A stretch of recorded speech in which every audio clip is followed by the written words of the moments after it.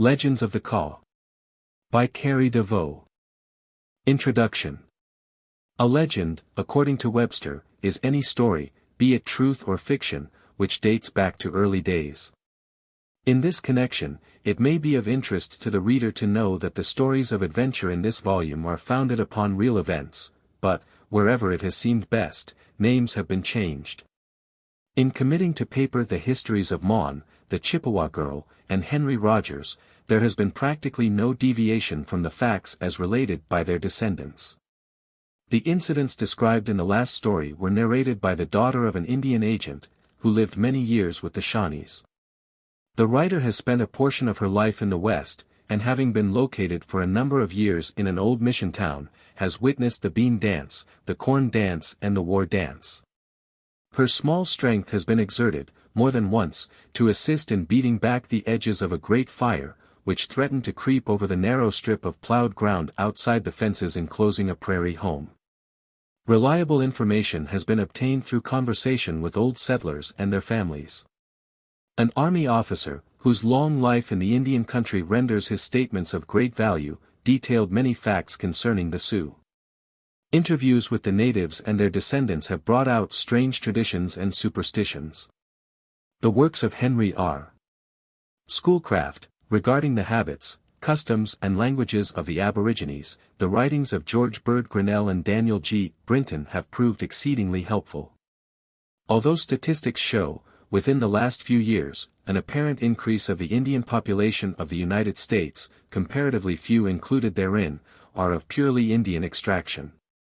The red race, as a separate people, is fading from the earth, and there will come a time when the mythology of America will be almost as eagerly studied as that of Greece and Rome. The general public has an erroneous idea of the Indian of the present time. He has passed through the first period, that of wildness and barbaric splendor, and, emerging from the second epoch, the state of drunken semi-civilization, has entered upon a career of greater mental activity. With the exception of a few strong inherited tendencies, he now differs but little from his paler-faced brother. The prevailing notion concerning the natives has been formed from the worst class, the idle, uncleanly beggars. It is unjust to judge a whole people by the most degraded specimens. Through intermarriage, the remnants of the Aborigines are rapidly becoming a part of the white race and engrafting upon it, not only their peculiarities of temperament but also their strength and determination. It is a source of regret to those who are awake to the knowledge that there is a valuable field of literature in Indian folklore, that so little has been recorded. Even the best libraries contain few works upon the subject. Inspired with a desire to contribute an atom to this slowly accumulating literature, to preserve the stories which herein appear in print for the first time, and to awaken a deeper interest in the old, oft-recounted traditions, the author, trusting to the indulgence of the public, ventures to submit the following. How do you find this book? Any thoughts about the book or the author? Any suggestion for improvement? Please take a moment to share your thoughts in a comment. If you like it, share it with your friends who might enjoy it as well. Subscribe to keep in touch. Visit CompleteAudiobooks.com for more quality content. Indian Mythology. The history of Kansas has been of peculiar interest to the world at large, by reason of the struggles of antebellum days. The adventures of John Brown of Osawatomie and the achievements of General Lane, Governor Robinson, and other heroes of that period have formed the nucleus of many a story in song. All honor to the men who labored so successfully in the cause of freedom. There is another, equally brave, though less fortunate, race that wandered over the rolling prairies of the Sunflower State and camped along its rivers. A race stern, taciturn, and ever ready to do battle for home and liberty. Like the buffalo, former monarch of the plains, it has gradually diminished in numbers. Extinction or amalgamation is now a question of only a few brief years. This nation furnishes a romantic background, full of rich though somber color, to the later record of the Great West. Who can say that the traditions of the red man lack pathos, or that his character is devoid of the elements of nobleness, self-sacrifice and even martyrdom? Rude, wild and imperfect though it be, his folklore tells the story of a people, barbarous, it is true, but strong in their attachments and devoted to their faith.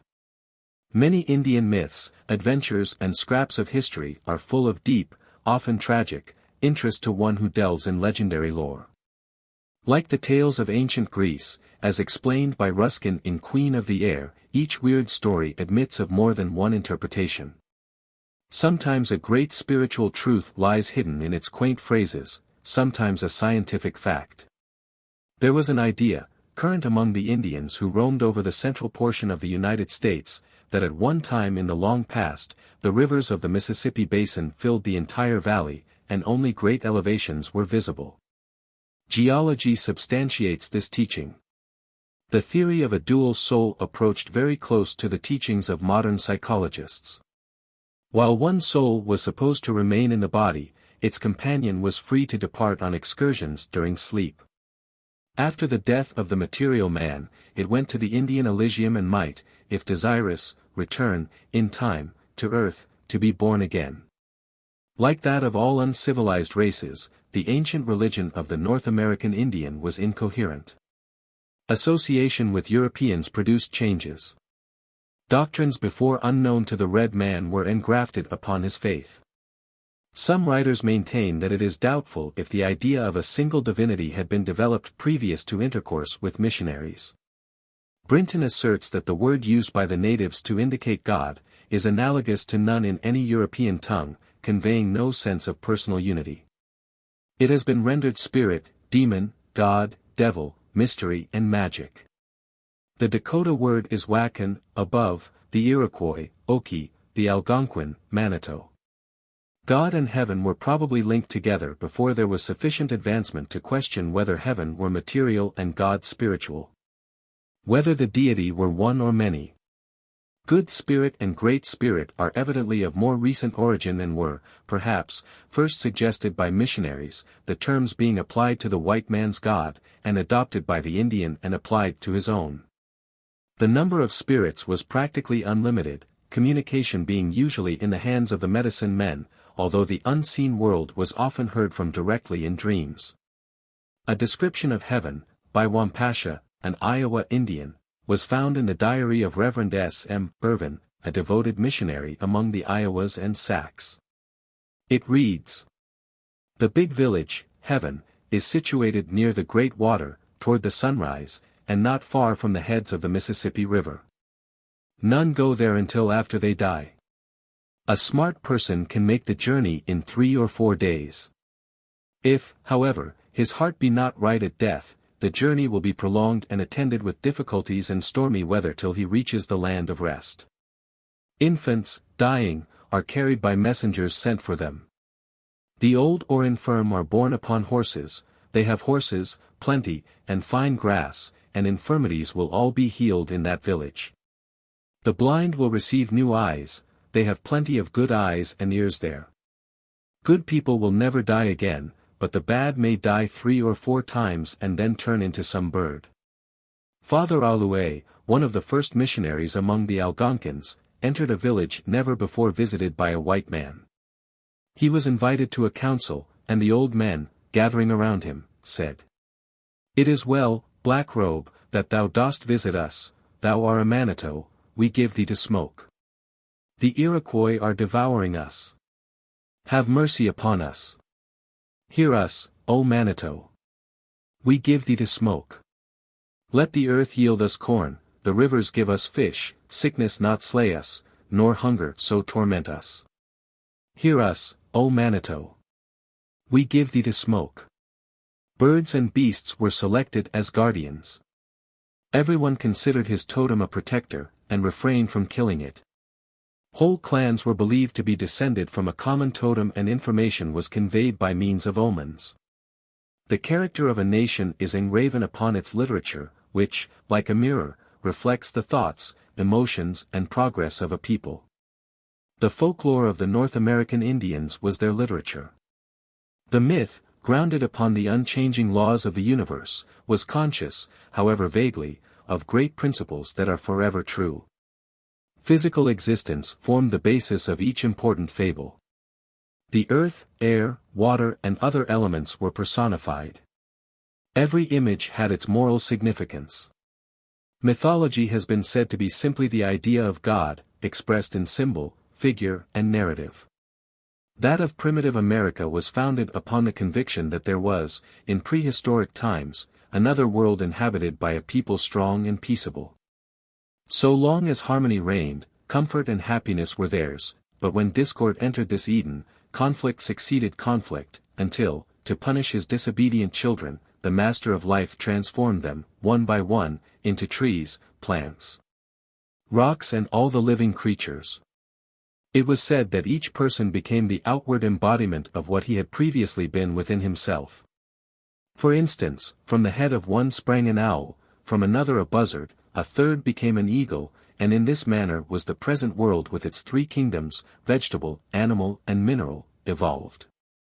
Another tradition says that in the days of turmoil, a powerful man, or demigod, ran to the place where the earth and sky meet, and with a lighted torch, set fire to the tall grass, igniting the earth itself.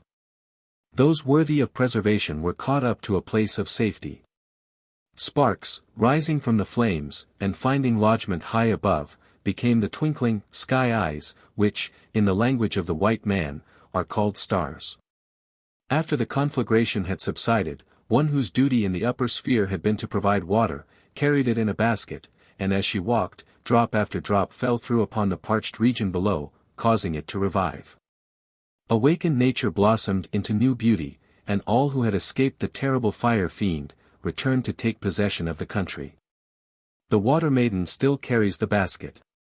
And its contents, which never grow less, still fall in gentle showers, to refresh the land.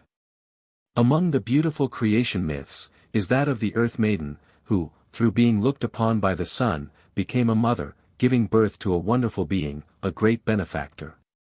By reason of his benign influence, mankind lives and prospers. This benefactor is really the warm, wavering light, to be seen between the virgin earth, his mother, and the sun. There are numerous narratives in which heat, cold, light and darkness appear as leading actors. A powerful god of the Algonquins was the maker of the earth, Michibu, light, toward whom the spirit of waters was ever unfriendly. In Mexico, the worship of the sun and other heavenly bodies was practiced, sacrifices of men and women with white faces and hair being particularly acceptable. Almost all Aboriginal people believed that dogs occupied a peculiar position with regard to the moon, possibly because of the canine habit of baying at that planet. The bird and the serpent were especially honored. The former, no doubt, because of its power of floating through the air, and the latter for its subtlety. The Hurons told the early Jesuits of a serpent with a horn capable of penetrating rocks, trees and hills, everything it encountered. The person fortunate enough to obtain a portion for his medicine bag was sure of good luck. The Hurons informed the missionaries that none of their own people had ever seen the monster. But the Algonquins occasionally sold them small portions of its horn for a very high consideration. The Shawnees, who had unquestionably practiced on the credulity of their neighbors, led roving lives and had become familiar with the myths of many nations. It is not unlikely that the serpent fable originated with the Creeks and Cherokees, who thought the immense snake dwelt in the waters. Tradition says that old people stood on the shores and sang sacred songs. The creature came to the surface, showing its horns. The magicians cut one off and continued to chant. The serpent again appeared, and the other horn was secured and borne away in triumph. These tribes asserted that in the fastnesses of their mountains was the carefully guarded palace of the Prince of Rattlesnakes. On the royal head shone a marvelous jewel. Warriors and priests endeavored in vain to get possession of the glittering trophy. Finally, one more thoughtful than the rest encased himself in leather, passed through the writhing, hissing court, unharmed by poison fangs. Tore the coveted charm from the head of the prince, and carried it home. The gem was ever preserved with great care and brought forth only on state occasions. The story of Hiawatha, which Schoolcraft gives as an Iroquois legend, is found among the traditions of many tribes, the leading character being called by different names. In the east he was known as Glooskap, about the lakes as Manabozho, in other localities as Chiabo, but, as in certain Aryan myths, of which this may be one, the principal features of the story are the same in all nations. Their hero came to them as did Buddha to the East Indian, and Christ to those prepared to receive the gospel, bearing messages of peace, goodwill to men, teaching justice, patience, conformity to truth, and to the laws of the red man. Instructing them in various manual arts, and destroying hideous monsters that lurked in the woods and hills, or lay concealed amid the tall prairie grass. He lived as a warrior, hunted, fished and battled for right, changing when necessary, to any animal or plant. While seated in his white stone canoe on one of the great lakes, he was swallowed by the king of fishes. Undaunted, he beat its heart with a stone club until it was dead, and when birds of prey had eaten the flesh, and light shone through, climbed out with the magic boat. The struggle with fire serpents, in order to reach the wicked pearl feather, whom he fought the livelong day, has been recounted again and again. How a woodpecker flew overhead, screaming, "Shoot at his scalplock." How, obeying this admonition, Hiawatha saw the enemy fall in the throes of death, and dipping his finger in the blood, touched the bird, and to this day a red mark is found on the head of the woodpecker. He slew the prince of serpents, traveled from village to village performing good works, and having wedded a beautiful Dakota woman, presented a perfect example of faithfulness and devotion. A League of 13 Nations was formed through the influence of this remarkable man. And as he stood among the assembled chiefs, addressing them with supernatural eloquence, encouraging them in a voice of sweetness and power to lives of rectitude, the summons came. Promising to return at some future time, Hiawatha stepped into his white stone canoe and was lifted heavenward, the air trembling with soft music as he floated from sight. To this final pledge are attributable many ghost dances and outbreaks against the whites, notably that at Pine Ridge Agency, when the coming of the Messiah was expected with full confidence. The well-known legend of the Red Swan was a satisfactory explanation of the crimson glow that spread over the water at sunset. 3 brothers set out in different directions, upon a hunting expedition, to see who would procure the first game. They decided to kill no animal except the kind that each was in the habit of shooting. Ojibwa, the youngest, caught sight of a bear, which was exempt according to agreement. Nevertheless, in his eagerness, the hunter pursued and shot it with an arrow, taking the skin. In a moment, the air became tinged with red and a wild piercing cry was audible, like and yet unlike a human voice. Ojibwa followed the sound and came to the shore of a beautiful lake, upon which rested a graceful red swan. Its plumage glittered in the last bright rays of the sinking sun. Possessed with a desire to try his skill again, the young man used every available arrow in the vain endeavor to hit the wonderful object. Then remembering that in the medicine sack of his deceased father were 3 magic arrows, he ran home, opened the sacred pouch and secured them. The third one struck the mark. And the injured bird, rising slowly from the lake, floated away toward the western horizon. From that time forth, just at sunset, the blood of the wounded swan cast a blush, like the rich color of a maiden's cheek, over the surface of the waters. The song of "The Peace Pipe," by Longfellow, was founded upon the belief of the northern Indians that when the earth was still in her childhood, the Master of Life assembled the nations upon the crags of the famous Red Pipestone Quarry. And breaking a fragment from the rock, molded a huge calumet, the emblem of peace. He smoked over the people to the east, the west, the north and the south, and the great white cloud ascended until it touched heaven. Then, having told the warriors that the stone was red, like their flesh, and should be used for their pipes of peace, the spirit became enveloped in smoke and was seen no more. The rock was glazed with heat and 2 large ovens or caverns opened underneath. In a blaze of fire, 2 women entered, as guardians of the place, where, to this day, they answer the prayers of the medicine men who make pilgrimages to that locality. The phenomena of thunder and lightning were variously explained by different tribes. Some believed every storm to be a struggle between the god of waters and the thunderbird. Others affirmed that thunder was the voice of the Great Spirit reminding them of the approach of corn planting season. That lightning kindled sacred fires, and, striking, penetrated the earth, forming such stones as flint, from which fire can be drawn. Mrs. Eastman tells of the belief of the Sioux in a storm giant, to whom heat was cold and cold heat. Who laughed when sad and groaned when merry, who wore horns to represent lightning and hurled meteors with his hands. He used one of the four winds as a drumstick to produce thunder. In seasons of drought, the rainmaker of the Lenape sought a retired spot, and drawing upon the ground the figure of a cross, pointing to the cardinal points, made offerings of tobacco and other articles, to the spirit of rains. The Blackfeet massed stones upon the prairies, in the form of a cross, in honor of the old man who sends the wind. The Creeks also called upon the four winds, whose duty it was to distribute showers. The wild parsnip was a bad man, going around doing harmful deeds, until, by transformation, compelled to stay in one place, he could no longer cause damage except by killing people when they ate him. The spirit of fire was supposed to ride, bow in hand and face blackened with rage, in a cloud of smoke. When he drew the bow, quickly the flames spread over the prairie. The Navajos thought that fire was first brought to earth through the efforts of the coyote, the bat, and the squirrel. The coyote attached some splinters to his tail, ran quickly through the fire and fled with his prize. Being pursued, he was compelled to run rapidly and became exhausted, whereupon, the bat relieved him. The squirrel assisted him at the last, to carry it to the hearths of the Navajos. In some tribes fire was considered a type of life. The Shawnee prophet said to his followers, "Know that the life in your body and the fire on your hearth proceed from one source."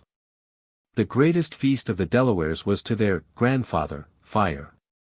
Referring to the immortality of their gods, the Algonquin said, "Their fire burns forever." The imagery of the red man compares favorably with that of other races. The Indian lived near to the very heart of nature and understood her fundamental truths. To him, all things were divided into the animate and inanimate. Everything endowed with life or capable of action was thought to possess intelligence and reason. There were lessons in the movements of the winds and waves, in flying clouds and in the azure skies. The countless stars had a language of their own. And even the comet, sweeping across the heavens, told a story with a strong moral.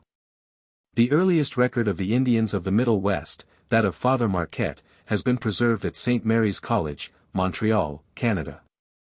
The document refers to the Kaws, Osages and Pawnees, as the dominant tribes. The Paducas, of whom little is known, then dwelt near the headwaters of the Kansas River. They were strong and numerous, and ranged the country southwest, in Colorado and New Mexico. The nation and language were unknown in other parts of the continent, and no relationship could be traced to the four principal Indian families. The habits of the people were different from those of any other tribe. They lived in houses in villages with streets regularly laid out, but raised no grain, depending for subsistence chiefly upon the products of the chase. Certain students of ethnology have asserted that the Kiowas are their somewhat degenerate descendants. As years went by, all was changed. The Paducas became extinct and the Pawnees reduced in numbers. The Osages ceded nearly all of their territory in Missouri to the United States and were allowed a reservation in Kansas. A few years later, a large percentage of their lands and that of the Kaws was purchased by the government, to be used as a home for the Eastern Indians. The Delawares, Wyandots, Pottawatomies and Shawnees were the emigrant nations of the Kansas River Valley. The Pawnees. When the territory of Louisiana was still the property of France, when the United States was endeavoring to subdue the savages within its own domain. A wild and unsophisticated people, to whom the vices of civilization were as yet unknown, traversed the broad prairies of Kansas and Nebraska. The Pawnees, or Pawnee, were, according to tradition, of southern origin. The white man found them established in villages along the Platte River, whence they sallied forth, roving over the entire region extending from the Missouri River to the Rocky Mountains and carrying terror to all who ventured opposition. None were more relentless in war or more ready to seek revenge. The word Pawnee, meaning horn, was supposed to have reference to a peculiar custom of wearing the scalplock dress to stand upright like a horn. The Pawnees were often called wolves, on account of a singular aptitude in imitating those animals. When desirous of noting the movements of the enemy without being detected in so doing, they frequently put on the skins of wolves and dropped upon hands and knees as soon as near enough to be observed. Becoming common objects of the landscape, they remained unnoticed. The nation was composed of 3 bands, federated under one chief. In order of importance, they were the Chow, in the middle, Kitkohak, on the hill, and Pithau, Arat, down the stream. These names were given with reference to the relative position of the villages. The Skidi, or Loops, whose history is somewhat obscure, united with the tribe at some period after it had become settled along the Platte River. Western men called the different bands the Grand, Republican, Tapage and Wolf Pawnees. The Skidi were more intelligent and fierce than their neighbors. After they united with the tribe, there were 4 important villages. The Tukpahuks, Pumpkin Vine Village, derived its name from the fact that once, during the absence of the people upon a long summer hunt, the pumpkin vines grew until they climbed over the lodges, almost hiding them from view. This was considered a miraculous occurrence. One cold winter, when food was scarce, a band went into camp near the Loo River. Just below the village large numbers of buffaloes came to cross upon the ice. The Indians succeeded in killing so many of the animals that, having dried all the meat required, they preserved the skins only, leaving the bodies to be devoured by wolves. About this time a member of a starving band arrived and expressed great wonderment as to the way in which they had obtained so much meat. Taking him down to the river, his friends pointed out the spot on the ice where wolves, standing in a pool of water caused by a slight thaw, were feasting upon the buffaloes. Going back to his own band, the Skidi told of plenty in the other camp, and when questioned as to its location, replied, "Skidira are you, where the wolves stand in the water." From this incident the second village took its name. The third and fourth were Tawahak A Shah, village Honorage, and Tuhits Payet, village Point. In ancient times the Pawnees had no horses and went hunting on foot. Arrow heads were made of flint or deer horns. Until a recent date, the old stone arrow heads were believed to have supernatural power. White traders introduced those made of iron. The warriors were skillful marksmen and the bow and arrow remained the favorite weapon as long as there were buffaloes to kill. The endurance of the Pawnees, when hunting, was remarkable. In the first place, scouts were sent out to look up a herd. Having discovered one, they returned with information regarding its location. The hunters, disguised as wolves, advanced in a body until within sight, then scattered, forming a large circle, which gradually became less, as they closed in upon the animals. When near enough to begin the attack, a man shouted to attract attention, and the startled buffaloes ran, some one way and some another. Wherever they turned, an Indian, casting off his wolf skin, sprang up and drove them back. At length, the Pawnees, yelling and waving blankets and shooting in the midst of the herd, wore them out. The great beasts, when too tired to run, were easily dispatched. Before the advent of the trader, all portions of the buffalo were utilized. Hoes were made from the shoulder blades, needles from bone, spoons and ladles from the horns, ropes from the hair, lariats from raw hide, clothing from the dressed skins, and blankets and tents from the robes. Pottery was formed from clay mixed with pounded stone, molded in hollows in stumps of trees, and baked. Wooden mortars and bowls were hollowed out by fire. The Pawnee nation was ruled by a head chief of the Chow band. The office was hereditary but became difficult to retain if the chief were unpopular. Each band was governed by 4 chiefs. Important affairs were discussed in council, by chiefs, headmen and warriors. Personal character determined position, and the opinions of the majority prevailed. There was a servant class, composed of young men and boys, who lived in the families of men of prominence and performed menial offices. Breechclouts, leggings, moccasins and blankets or buffalo robes comprised the clothing of the men. Their heads were shaved, with the exception of a narrow strip extending from each forehead to the back of the head. The ridge of hair, less than an inch in length, was stiffened to stand upright. From this fell the scalp lock. The women were accustomed to wear sleeveless shirts and skirts reaching below the knees, also robes or blankets when necessary. There was no head covering, except on great occasions, when some of the men donned chaplets of eagle feathers. Red and yellow paint were used on breasts and faces for ornament, while black paint was reserved for war. Boys were permitted to go nude until 10 or 12 years of age, but girls dressed in little shirts almost as soon as they could walk.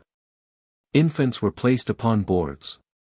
A visitor at the home of a Pawnee chief, in the village on the Kansas River, about the year 1839, described the toilet of the host's son as extremely fanciful. On days when there was no hunt, the dandy began at 8 o'clock in the morning, by greasing his entire person with fat, and painting his face red. Earrings and wampum necklaces were worn, and yellow stripes adorned breast and shoulders. Armlets were placed above his elbows and rings upon his fingers. Handsomely decorated moccasins, scarlet leggings fastened to a belt, and bead garters 4 inches wide, formed important parts of the costume. One of the women led his horse before the tent. Its forehead and shoulders were painted red and a feather fastened in its tail. Chains of steel were attached to the bridle and bells to the reins. A scarlet mantle was thrown over the young man's shoulders, and thus arrayed, with a large turkey feather fan in one hand, and a whip upon his wrist, he ambled through the encampment, eliciting admiration on all sides. At a social gathering, the guest sang for the entertainment of the Indians, and requested them to give him an example of their songs. The white man portrayed the result in the following language. All rose at once. Each singer began by strange and uncouth sounds, to work his mind and lungs up to the proper pitch of excitement. And when, at length, the shrill and terrible cry rose to its full height, its effect was astounding and sufficient to deafen a delicate ear. The song, to which the savages kept time with heads and bodies, was allowed to fall into monotonous cadence, then burst forth into full chorus, with mingled howls and yells. In the early part of the 19th century, Pawnee courtships were peculiar. The lover first went to the father's tent, uninvited, and sat in a corner of the mat for some time, then rose and departed without speaking. A few days later, he returned, wearing his buffalo robe hair side out, and sat silent. This was a regular proposal. If the father desired to reject him at once, no skin was placed for him to sit upon and no meat was offered him. If the suit met with approval, the rites of hospitality were extended and feasts were given to obtain the consent to the marriage of the relatives of both families. The young man next presented himself to his bride at the door of her tent, turned and walked slowly toward his own. She arose and followed him. The ceremony of marriage was then complete. Presents of horses, blankets and other valuables were sent to the father of the young woman. Plural marriage was practiced, the husband being entitled to wed the younger sisters of his first wife. In the permanent villages on the Platte River, circular lodges were built of sod. Every house had a wall 7 or 8 feet in height, around which, upon the floor, the inmates slept, each bed being partitioned or curtained off. Hanging upon the wall or in the space back of the bed, were the belongings of its occupant. The center of the house was reserved for cooking, smoke escaping through an aperture in the roof. Skin lodges were used when traveling or upon the semi-annual hunt. Each family had many dogs. After spring planting, the people abandoned their villages for the summer hunt, returning in time for harvest. Religious ceremonies, with fervent prayers to Tra, the invisible yet ever-present Creator, preceded departure. The buffalo dance, executed by the younger warriors, came next. This continued for 3 days, when the line of march was taken up. Tents, cooking utensils, and the entire property of the tribe having been packed on ponies and removed to the vicinity of a large herd of buffaloes, camp was established and preparations made for curing the meat when it should be brought in. Approaching to make the attack, a limited number of chosen men, led by standard-bearers with sacred poles wrapped in bright-colored cloth and ornamented with beadwork and feathers, advanced first. The remainder of the hunters followed. After the slaughter, the squaws, with their sharp knives, amid much merriment, cut and bore away to the camp the most desirable portions of meat. Wa, the Pawnee deity, was not personified, being intangible and in and of everything. The nation did not adore any material substance, but, like all Aboriginal people, attributed to animals an intelligence sometimes exceeding that of man. As the messengers of God, the Nahu Rac received miraculous power through him, hence were often implored to intercede with Wa. In cases of great emergency, direct intercession became necessary. A party prayed for success and made sacrifices before starting on the warpath. Victory was acknowledged by thanksgiving offerings. War parties were made up by anyone with a grievance, if he had sufficient influence to secure followers. Frequently scalps taken from the heads of enemies were burned with much ceremony. One of the best-known legends, related by George Bird Grinnell, illustrates the power of animals in changing the fortunes of those who listen to their behests. An old woman lived on the outskirts of a village located on the bank of the Platte River. At one time she had been the wife of a brave hunter and warrior. During his life there was always a comfortable lodge, as well as plenty of buffalo meat and robes. No one of the nation was more successful in stealing horses from the enemy, which was considered a highly honorable feat. He was killed in a great battle with the Sioux, and the poor woman had never ceased to mourn. Now, in old age, there remained but one relative, a grandson of 16 years. Being reduced to poverty, they were in the habit, when the tribe moved, of following in the rear, in order to pick up anything that might have been left behind as worthless. Once, to the delight of the boy, an old dun horse was abandoned by its owner. The animal was blind in one eye and had a sore back and a swollen leg. But was nevertheless valuable to the poor woman, inasmuch as it could carry the cooking utensils and the worn-out skin used for a lodge when traveling. The village was moved to Courthouse Rock. Soon after arrival the young men sent out to look for buffaloes returned with information that there was a large herd in the vicinity, and among the animals was a spotted calf. The head chief had a young and beautiful daughter. He announced that whosoever should kill the spotted calf should marry the girl. Since the buffaloes were only 4 miles away, it was decided that the charge should be made from the village. The one who had the fastest steed would be most likely to obtain the calf. The poor boy made preparations to ride the old dun horse. He was ridiculed to such an extent that he withdrew to the bank of a creek, nearby. The animal turned its head and said, "Plaster me all over with mud. Cover my head, neck, body and legs." The boy obeyed and the horse then ordered that he remain where they were and make the charge from the creek. The men were drawn up in line and at the word "Lua, go," leaned forward, yelled and galloped away.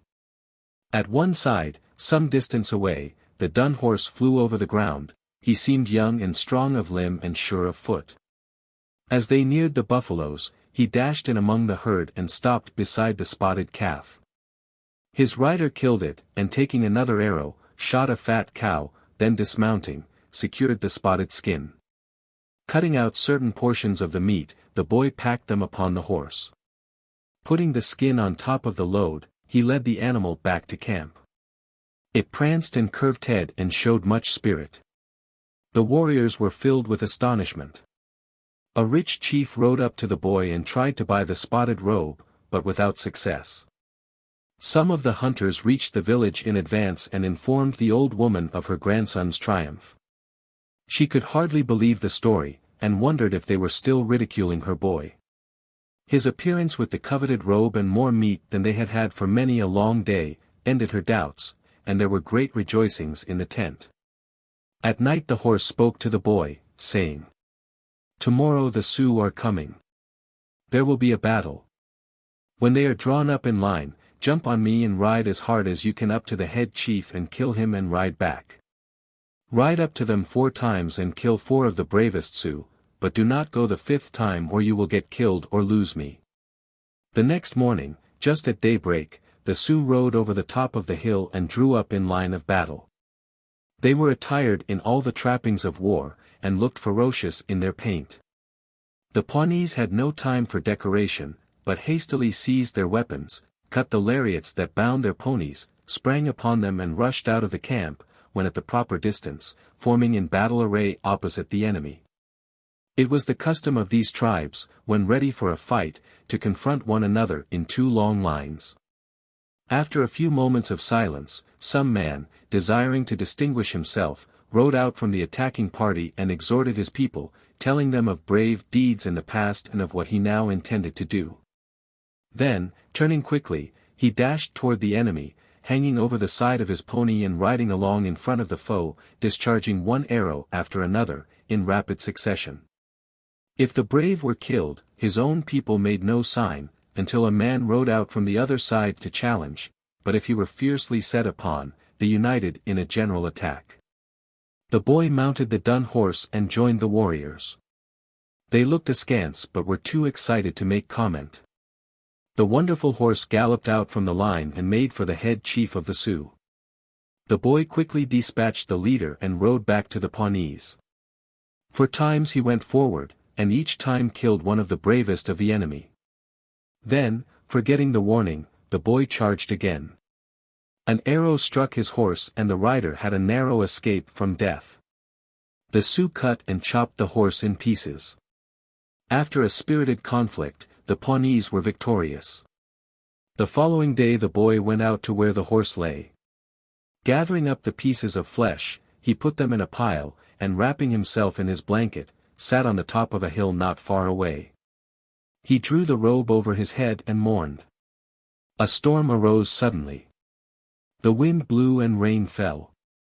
Removing the blanket from his face, the boy saw the pieces coming together and taking form. Another storm succeeded. When it cleared away, he beheld a slight movement of the horse's tail. Then the animal lifted its head from the ground. After a fourth storm had spent its fury, the horse arose and its owner hastened down the hill and led it home. It cautioned him to render perfect obedience in the future, and said, "Lead me away from the camp, behind that hill. Leave me there tonight and come for me in the morning." The boy did as directed and found, standing beside his old friend, a beautiful white horse. Leaving the dun horse a second night, the owner discovered a fine black gelding in the morning.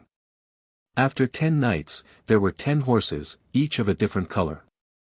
The boy was now rich and married the daughter of the chief. Many years later he became the head of the nation.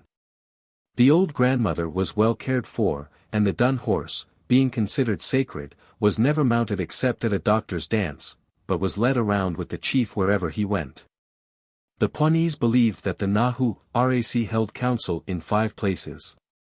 At Pahuk, White Island, on the south side of the Platte River, opposite Fremont, Nebraska.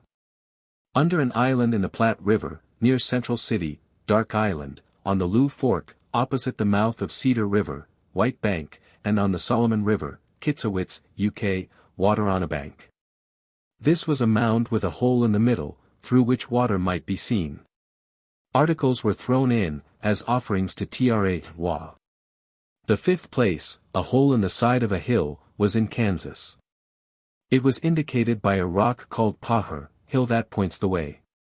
An old story, current among the people, says that in the early days, in one of the Pawnee tribes, was a boy, smaller than others of his age. He refused to play with the children, preferring to spend much time alone. His manner was strange and the child was frequently in tears. The father and mother observed that he often pasted mud upon his head. This was the sign of a doctor and designated faith in the earth. As the boy grew to be a young man he appeared to have something constantly on his mind and would fast for days, smoking and praying to Tra during that time. He doctored those who were ill, and, although rapidly becoming great, was not proud. Nevertheless, the doctors of the tribe were jealous, and one of them, a member of another clan, came to visit him. They ate, talked and smoked together. The older man said, "Now we will smoke my tobacco." They did so, and he departed. As the summer weather came on, the young healer began to feel sick. It was evident that the doctor had poisoned him. He swelled up with a new disease and prayed almost unceasingly to Tra for relief. The people went on a hunt. He ascended a hill to think and pray. And after making burnt offerings, mounted a horse which the father had left behind, and journeyed east, instead of following the tribe. A few days later, the horse was sacrificed to Trawa and cut down the back, so that animals could feed upon it. The unhappy young man called upon the Nahu Rac to intercede for him. He traveled east to Pahuk and fell asleep. A strange voice asked what he was doing there. No one was in sight. The same thing occurred next night. The sick man answered the voice this time, and begged for pity, but received no reply. The fourth night something touched him and said, "What are you doing here?" There stood a big elk, with black eyes. It informed him that they were directly over the home of the Nahu Rac. One night not long afterward a bird came, saying, "Come, let us go to the edge of the cut bank." He obeyed, and the bird said, "When I dive down, follow me." Passing through the water, they soon stood at the entrance of a lodge and could see a fire within. As they entered, the Nahu Rac made their different noises. A bear was stationed at one side of the entrance and a snake at the other. The head doctor was a white beaver. As they sat down, the bird said, "I have brought this man here and want you to take pity on him." Taking the man's pipe, the bird held it out to the beaver. The white beaver hesitated, but finally took the pipe. All the animals made a sound, as if to say, "Lua, good." The beaver passed the pipe to the other Nahu Rac and each one made a speech, saying that he had not power to heal.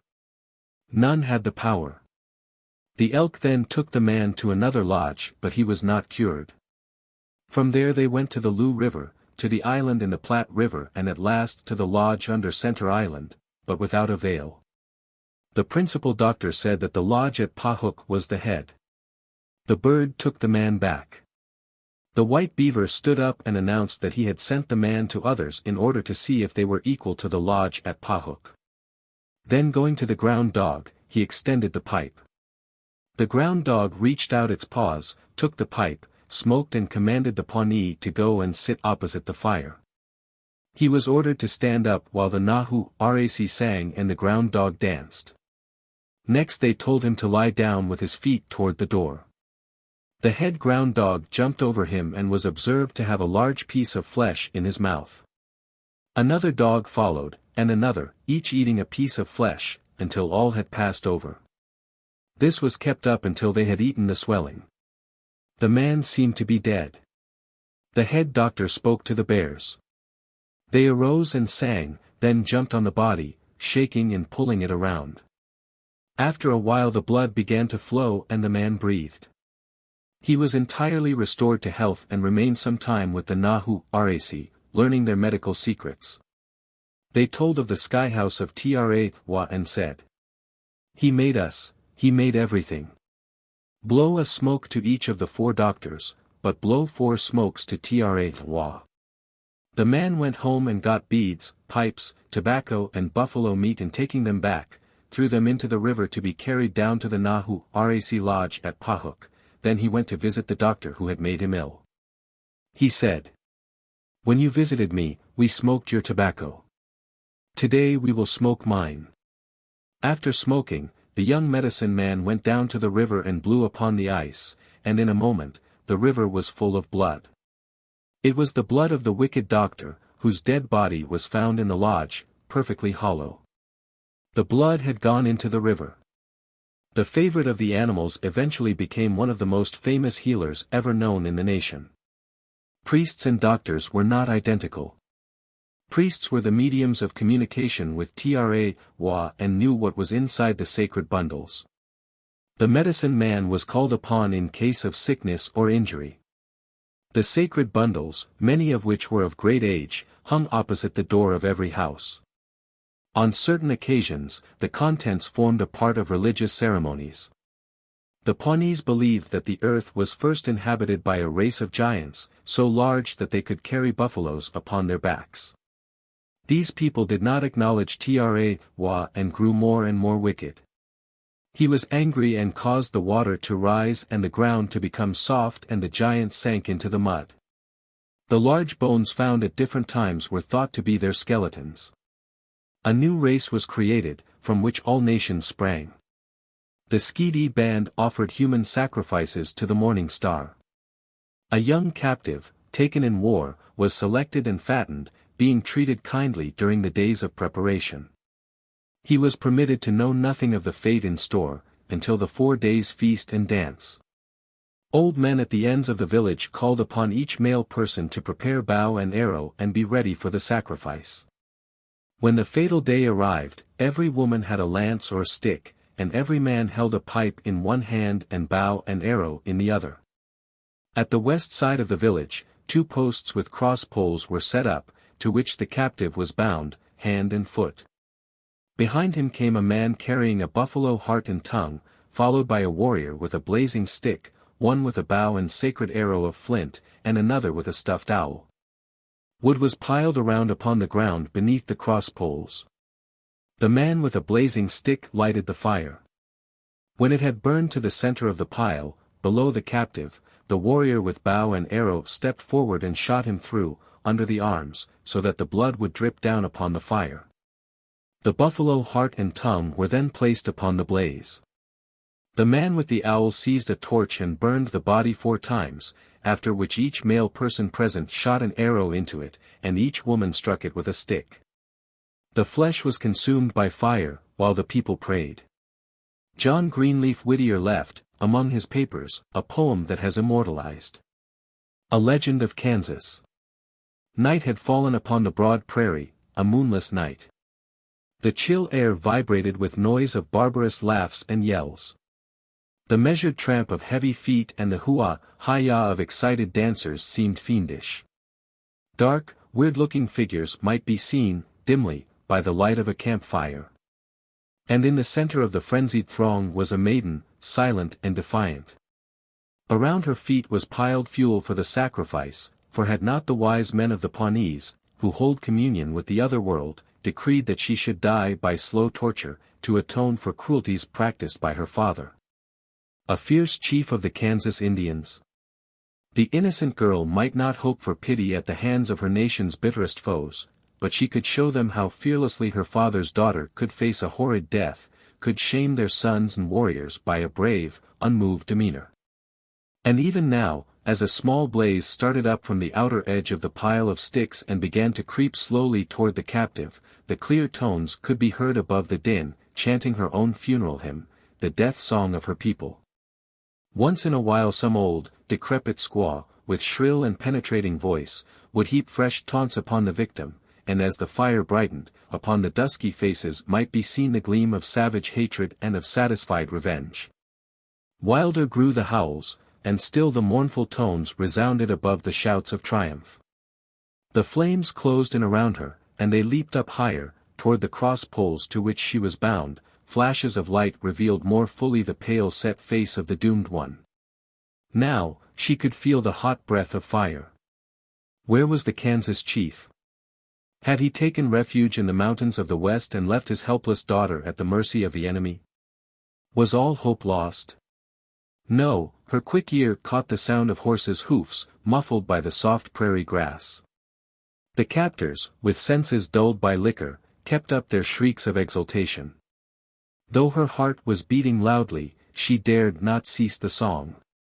A moment and a brave young rider, on his father's swiftest steed, dashed in among the dancers, hurled the firebrands from around her and cut the thongs that bound the maiden. A moment more, and they were safe without the startled crowd, flying over the flower-strewn prairie, toward the country of the Kaws.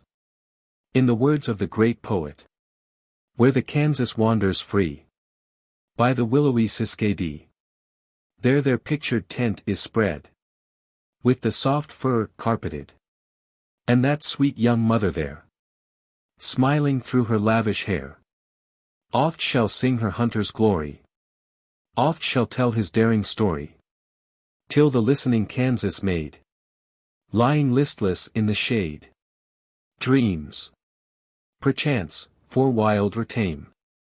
Woman's romance is the same, of some hero's circling arm, shielding her from deadly harm. And the Indian boy anear, leaning on his fishing spear, sees that same coy maiden bound, On the Pawnees' hunting ground.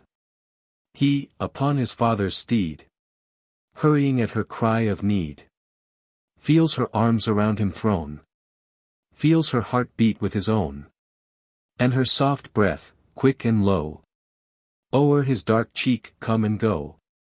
Hears behind the Pawnee yell, fainter on the breeze's swell, sees with joy the morning's beam, flashing from his native stream, as he drops his courser's rein, by the Kansas tent again. John B. Dunbar, who, in relating the story, asserts that the captive was a Comanche girl, has preserved the Indian song in honor of Pitalochart, the hero. The oft-recurring portion. Lu. Tiiwak, Olu. Witatawite. Pitalochart. When translated, reads. Well, he exclaimed. You see I am come. I, Pitalochart. Although among the fiercest of the prairie Indians, the Pawnees never carried on an organized war against the government. They were, however, always on hostile terms with the Sioux, Kaws, Osages, Iowas, Sacs and Foxes. In a beautiful wooded region, near the Missouri River, were the villages of the Iowas and Sacs. A vast extent of prairie reached west and southward. The Indians lived in huts of bark stretched over poles. Implements for outdoor work consisted of the squaw axe and hoe, purchased from traders. Iron camp kettles, wooden bowls and ladles were the only utensils for domestic use. The tribe still clung to barbarous customs when the Highland Mission was founded, and their teacher narrated that, at one time, a great feast was given in his honor. The principal article of food was a savory soup. He mentally congratulated himself on having been presented with a dish so pleasing to the taste that he might show due appreciation of the honor conferred upon him. Suddenly one of the hosts, in broken English, said, "Dig deep, dig deep." The guest did so, and dipped up a ladleful of white worms. Missionaries found it difficult to check the wild propensities of their pupils, and the war of extermination continued until stopped by the United States government. The diary of Father Irvin, who established the school, makes special mention of a war in 1839, and a skirmish in which 9 Pawnees were slain near Arago, Nebraska. This was, doubtless, considered of great importance, inasmuch as the prowess of the Pawnees made it a difficult matter for less formidable warriors to win a victory, if the sides were equally divided as to numbers. Highland University is now located upon the war trail over which the party passed. Like others of the Sioux family, the Iowas indulged in dances before setting forth on the warpath. And upon the return, the women executed the scalp dance, in which they carried, attached to poles, not only the scalps of enemies, but also fingers, toes and other mutilated portions of bodies. During the period of general, if not united, efforts against the Pawnees, there was a conflict in which a small band was besieged on all sides, supposedly by the Sioux. The weaker party took refuge in a ravine, where the sunflowers grew tall, and, protected by the thick stalks, which turned the balls aside, made a brave fight for life. After repeated attacks, the assailants withdrew, bearing the body of their leader, who had been killed in the struggle. The Pawnees regained their town without the loss of a man. As immigration increased, settlers took possession of parts of their reservation. It was the old, pitiful tale. The tribe, reduced by war and famine, relinquished its land and reluctantly departed for the Indian Territory. Being an agricultural as well as a courageous people, the last of the Pawnees have developed into excellent farmers. Maize, which was called Atira, mother, proved, after all, to be their best friend. The Sioux. Although Minnesota has been called the land of the Dakotas, the Sioux, as well as the Pawnees, roamed over the entire Mississippi basin, previous to its settlement. And were found, at different times, in Kansas, Missouri, Nebraska and Iowa. They are now located principally in South Dakota. The word Sioux is of French origin. The tribes to whom it was applied called themselves Dakotas, meaning allied, or joined together. The Indians in general, alluded to them as cutthroats, drawing the hand across the throat in pantomime reference. There were three great divisions of the nation, the Isanya, Ti, Ihankton, Wan, or Yankton, and the Teton, Wan. Each division had its dialect. Among these Arabs of America, the chiefs were not possessed of undue power. They might suggest, but seldom enforced, and usually depended for influence upon popularity with the people. The Indian is by far the most ardent advocate of liberty. If a Dakota died, his nearest friend killed an enemy. The dead were laid upon scaffolds and allowed to remain a certain length of time, after which burial took place. The grief and devotion of a savage wife are brought out in the old legend of Eagle Eye and Scarlet Dove. Eagle Eye was the son of a famous war prophet who lived many years ago. The young brave was a bitter foe, a warm friend and a wise counselor. Scarlet Dove, whom he chose as a wife, was distinguished for goodness as well as for beauty. And in the eyes of her father, was worth the finest of horses and blankets. Eagle Eye did not hesitate to pay the required price, and, according to custom, prepared a lodge for his bride. Only a few moons after the marriage they joined a hunting party passing down the Mississippi River. One day as the husband, watching for deer, crouched behind some bushes, a comrade accidentally shot an arrow into his heart. The lamentations of Scarlet Dove could be heard from afar. She cut and lacerated her flesh in a terrible manner, and wrapping the body of her loved one in skins, put it upon a temporary scaffold and sat beneath. The hunting party moved.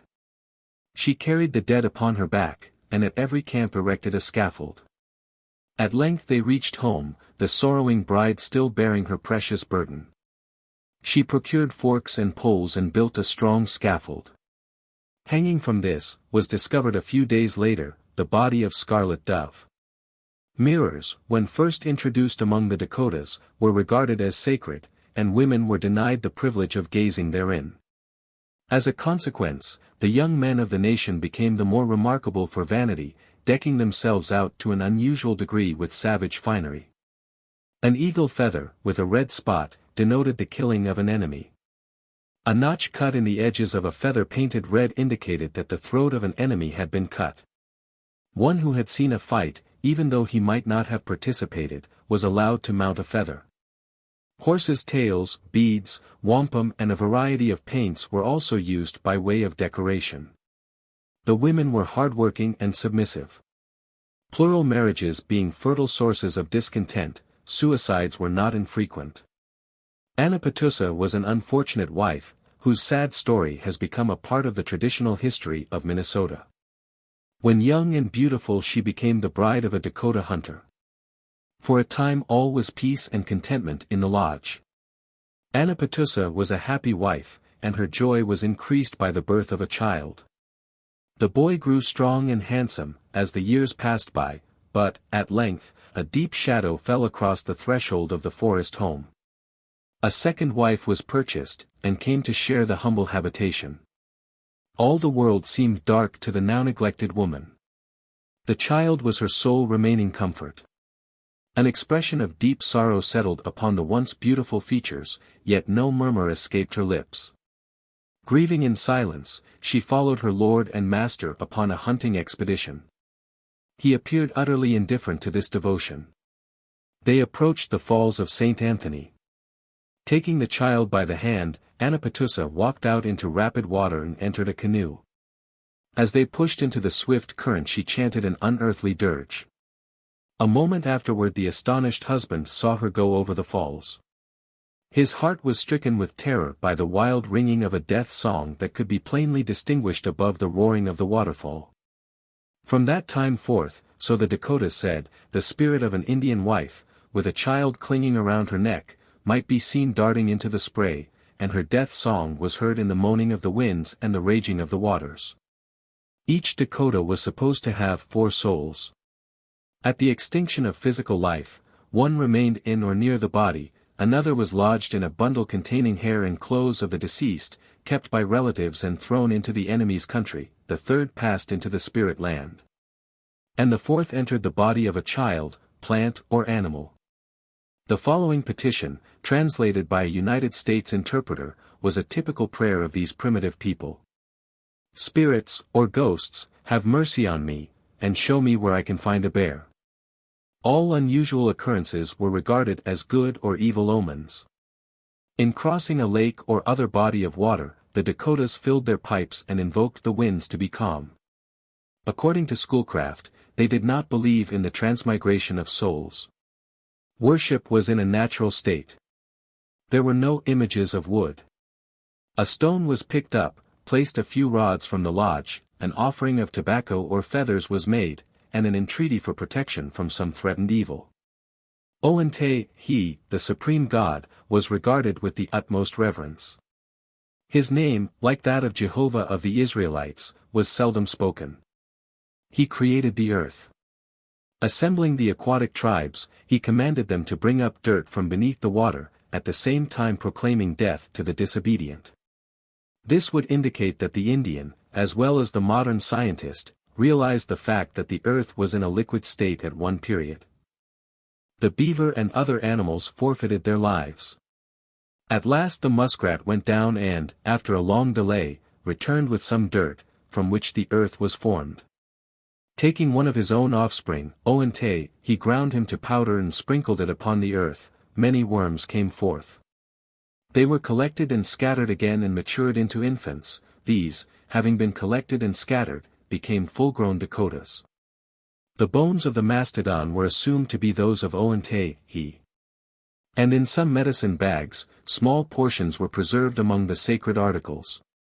Heoka was a powerful deity, who could kill anything he looked upon, with his piercing eyes. There were 4 persons in this godhead. The first was tall and slender, with 2 faces. In his hands were a bow streaked with red lightning and a rattle of deer claws. The second, a little old man with a cocked hat and large ears, held a yellow bow. The third had a flute suspended from his neck, and the fourth, invisible and mysterious, was the gentle breeze which swayed the grass and rippled the water. Takushkanshkan, unseen but ever present, was a revengeful, dissimulating, wicked searcher of hearts. His favorite resorts were the 4 winds. Joaquin Yen, a god in the form of a huge bird whose flapping wings made thunder, lived in a teepee on a mound rising from a mountaintop in the far west. His teepee, guarded by sentinels clothed in red down, had 4 openings. A butterfly was stationed at the east, a bear at the west, a fawn at the south and a reindeer at the north. He fashioned the first spear and tomahawk and attempted to kill the offspring of Oente, he, his bitter enemy. When lightning struck, it was supposed that the latter was near the surface of the earth and Joaquin Yen had fired a hot thunderbolt at him. Captain Eastman writes of Unktahi, the god of water, and Chaoter, Da, the forest god, who lived in a tree on a high eminence. His house was situated at its base. By a strange power of attraction, he drew birds, who performed the duties of guards. Chaoter Da was the relentless foe of the thunder god. Indian fancy has pictured many a spirited battle between the two.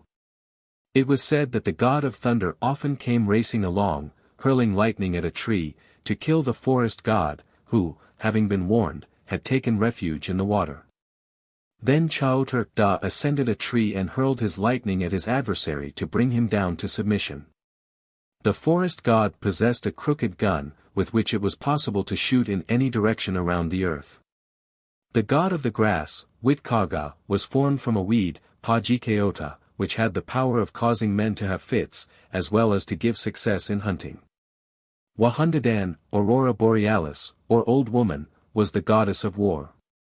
The Dakotas believed in numerous fairies of the land and water, in the shape of animals, with ability to perform various services for mankind, and in frightful giants, in whose honor were established many feasts and dances. There was a clan called the Giants Party. Men only participated in the ceremonies of this organization. On stated occasions, they went hopping and singing around the fire, over which kettles of meat were boiling. Every few moments, one would put in a hand and pull out a piece of meat, which he ate, scalding hot. After it was all eaten, the dancers splashed hot water on one another's backs, crying out, "Oh, how cold it is!" The impression among the people was that the god would not permit his clan to be injured by these rites. In some feasts of the Dakotas, everything was sacred. Not a morsel of meat was permitted to fall to the ground, otherwise the spirits would be displeased and some calamity might befall. Bones were gathered up and burned, or thrown into the water, out of reach of the dogs and so they could not be trampled on by the women. Sometimes a present was bestowed upon the one who ate his dishful first. This caused much haste, as soon as eating began, accompanied by a great blowing, stirring and grunting. The medicine dance, instituted by He, was conducted as the proceedings of a secret society. War prophets and medicine men, Vavkeen, were revered as demigods. They were believed to have led spiritual existences, enclosed in seeds, something like those of the thistle, which were wafted to the abode of the gods, with whom the Vavkeen sustained confidential relations. They received instruction in the magic of the spirit land and went out to study all nations, then, selecting a location, were born into the world. When, at the proper time, a person signified his desire to join the priesthood, he was initiated by the medicine dance. First, the candidate must take a hot bath, 4 days in succession. Then he was taught the uses of medicine and its mysteries by the old men of the society, after which, he was provided with a dish and spoon. On one side of the dish was carved the head of some animal, in which lived the spirit of Ea, the glutton god. The owner always thereafter carried the dish to the medicine dance. He was taught the use of paints and must always appear in the dance, decorated in the same manner. The paint was supposed to have supernatural virtue and caused an object to become invisible or invulnerable. In battle, it was regarded as a life preserver. Before beginning the dance of initiation, 10 or 20 prominent members spent the night dancing and feasting. In the morning, the tent was opened. The candidate, painted and nude, with the exception of breechcloth and moccasins, was seated on a pile of blankets, an elder being stationed in the rear. The master of ceremonies, bag in hand, approached, ejaculating, "Heen, heen, heen," and raising the bag to a painted spot upon the breast of the novice. Suddenly the latter was pushed forward and covered with blankets. The dancers collected around him. The leader, throwing off the covering, chewed a piece of the bone of He and sprinkled it over him. Dancing around the candidate, the members patted his breast until he heaved up a shell, which had been placed in his throat. Life was now fully restored, and the shell was passed from hand to hand for examination. Ceremonies closed with more dancing, continued until 4 sets of singers, with gourds, drums and rattles, had been exhausted. War parties were made up by anyone injured. The head of the party was a great medicine man or prophet, or one distinguished in some way. The war chief made a dance every 3 or 4 nights, before the party marched.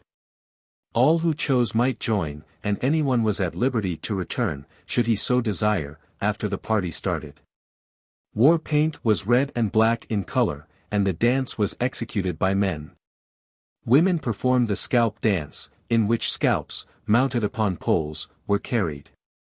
The sun dance was another popular festivity, and has been said to be the cause of the weak eyes, noticeable among the devotees. When the Sioux were in a complete state of barbarism, strange as it may seem, they maintained a high standard of morality. Violation of the code was invariably followed by complete loss of rights in the tribe. At certain celebrations, maidens proclaimed their purity by joining in the dance. Coming in contact with the white race, the Indians first adopted their vices, then, as civilization advanced and the younger members of the tribes returned from schools and colleges, they began to emulate the virtues of their conquerors. Taking the degree of manhood was a savage custom adhered to by the Dakotas until a recent date. When youths had attained proper age, they proved a right to the degree by torturing themselves in different ways. Sometimes a skewer was driven through the arm and heavy articles hung upon the projecting ends. The flesh was cut and bruised. If an aspirant bore the pain without flinching, he was deemed worthy of all privileges accorded to men. These practices have been discontinued by order of the United States government.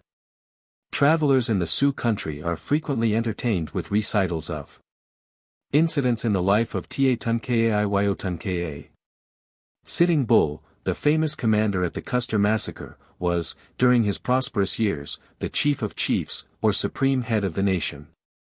He first inherited the office, and was able to retain it because of mental superiority and by reason of the fact that, until the last hope was gone, he assumed an uncompromising position in regard to the encroachment of the whites.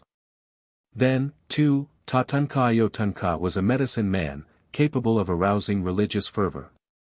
That he was cruel toward the enemies of his people cannot be denied, but, according to the red man's philosophy, that was simple bravery and loyalty.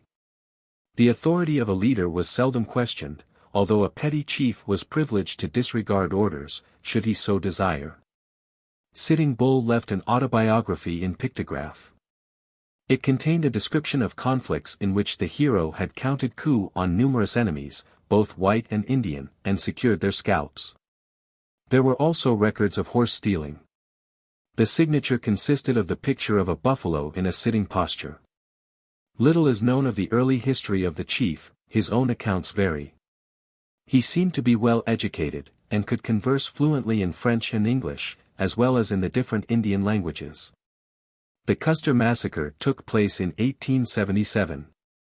After the Sioux War had ended and the savages had surrendered, placing themselves under the protection of the government, they were retained as prisoners at Fort Randall, South Dakota. The commandant caused a stockade to be erected, but Sitting Bull refused to enter it, selecting, in preference, a strip of bottom land close to the river, for winter quarters, in order that there might be plenty of firewood near at hand. In summer, a pleasant location about 300 yards from the garrison, was chosen, where a guard, composed of one non-commissioned officer and 9 men, was stationed. At that time a majority of the prisoners had not learned cleanliness, and for the purpose of improving sanitary conditions, the quarters were inspected daily by the post surgeon and the officer of the day. Everyone was compelled to wash each morning. A soldier asserts that some of the Indians appeared heartbroken and became sick and died. Might it not be more just to explain that daily baths in the river, in a cold climate, were the causes of mortality? A death was followed by the customary rites. On every hill in the vicinity of the camp a woman might be seen and heard, mourning and howling, in the hope that the departed would return to make an assignment of his effects, which were few. Inasmuch as the most valuable articles had been lowered into the grave. Among them were usually placed a knife, tin cup, moccasins, blanket and piece of buckskin. The ancient rule of laying the dead upon a scaffold was not permitted to be put into practice. Burials took place in the day, and at night grand dances were held. Indians on the opposite side of the river were invited to participate. Tin cans, which had been collected and taken to the teepees, served as musical instruments. The noise and confusion were sometimes deafening, dances being kept up almost continuously. Both men and women spent much time in making arrow tips from old iron hoops. While at Fort Randall, Sitting Bull received an order from the quartermaster for 3 sacks of hay. Accompanied by a slave wife and a favorite, he presented the order. The large army bed sacks were calmly handed to the man in charge, who refused to fill them, telling the Indian to attend to that himself. The Sioux then turned to the slave wife, commanding her to perform the menial office. She did so with most abject humility, tying the bundle with a piece of rawhide. Then the poor creature crawled beneath the huge mass, pushing her head under it first and gradually forcing the burden upon her back. This accomplished, she rose slowly upon hands and knees and at last regained her feet. Being asked, indignantly, why he did not assist the woman, the great chief answered with an expressive grunt. An army officer, Major McLaughlin, secured several autographs of the celebrated leader, but found it impossible to induce him to sit for a photograph, until he had obtained $25 in a white shirt.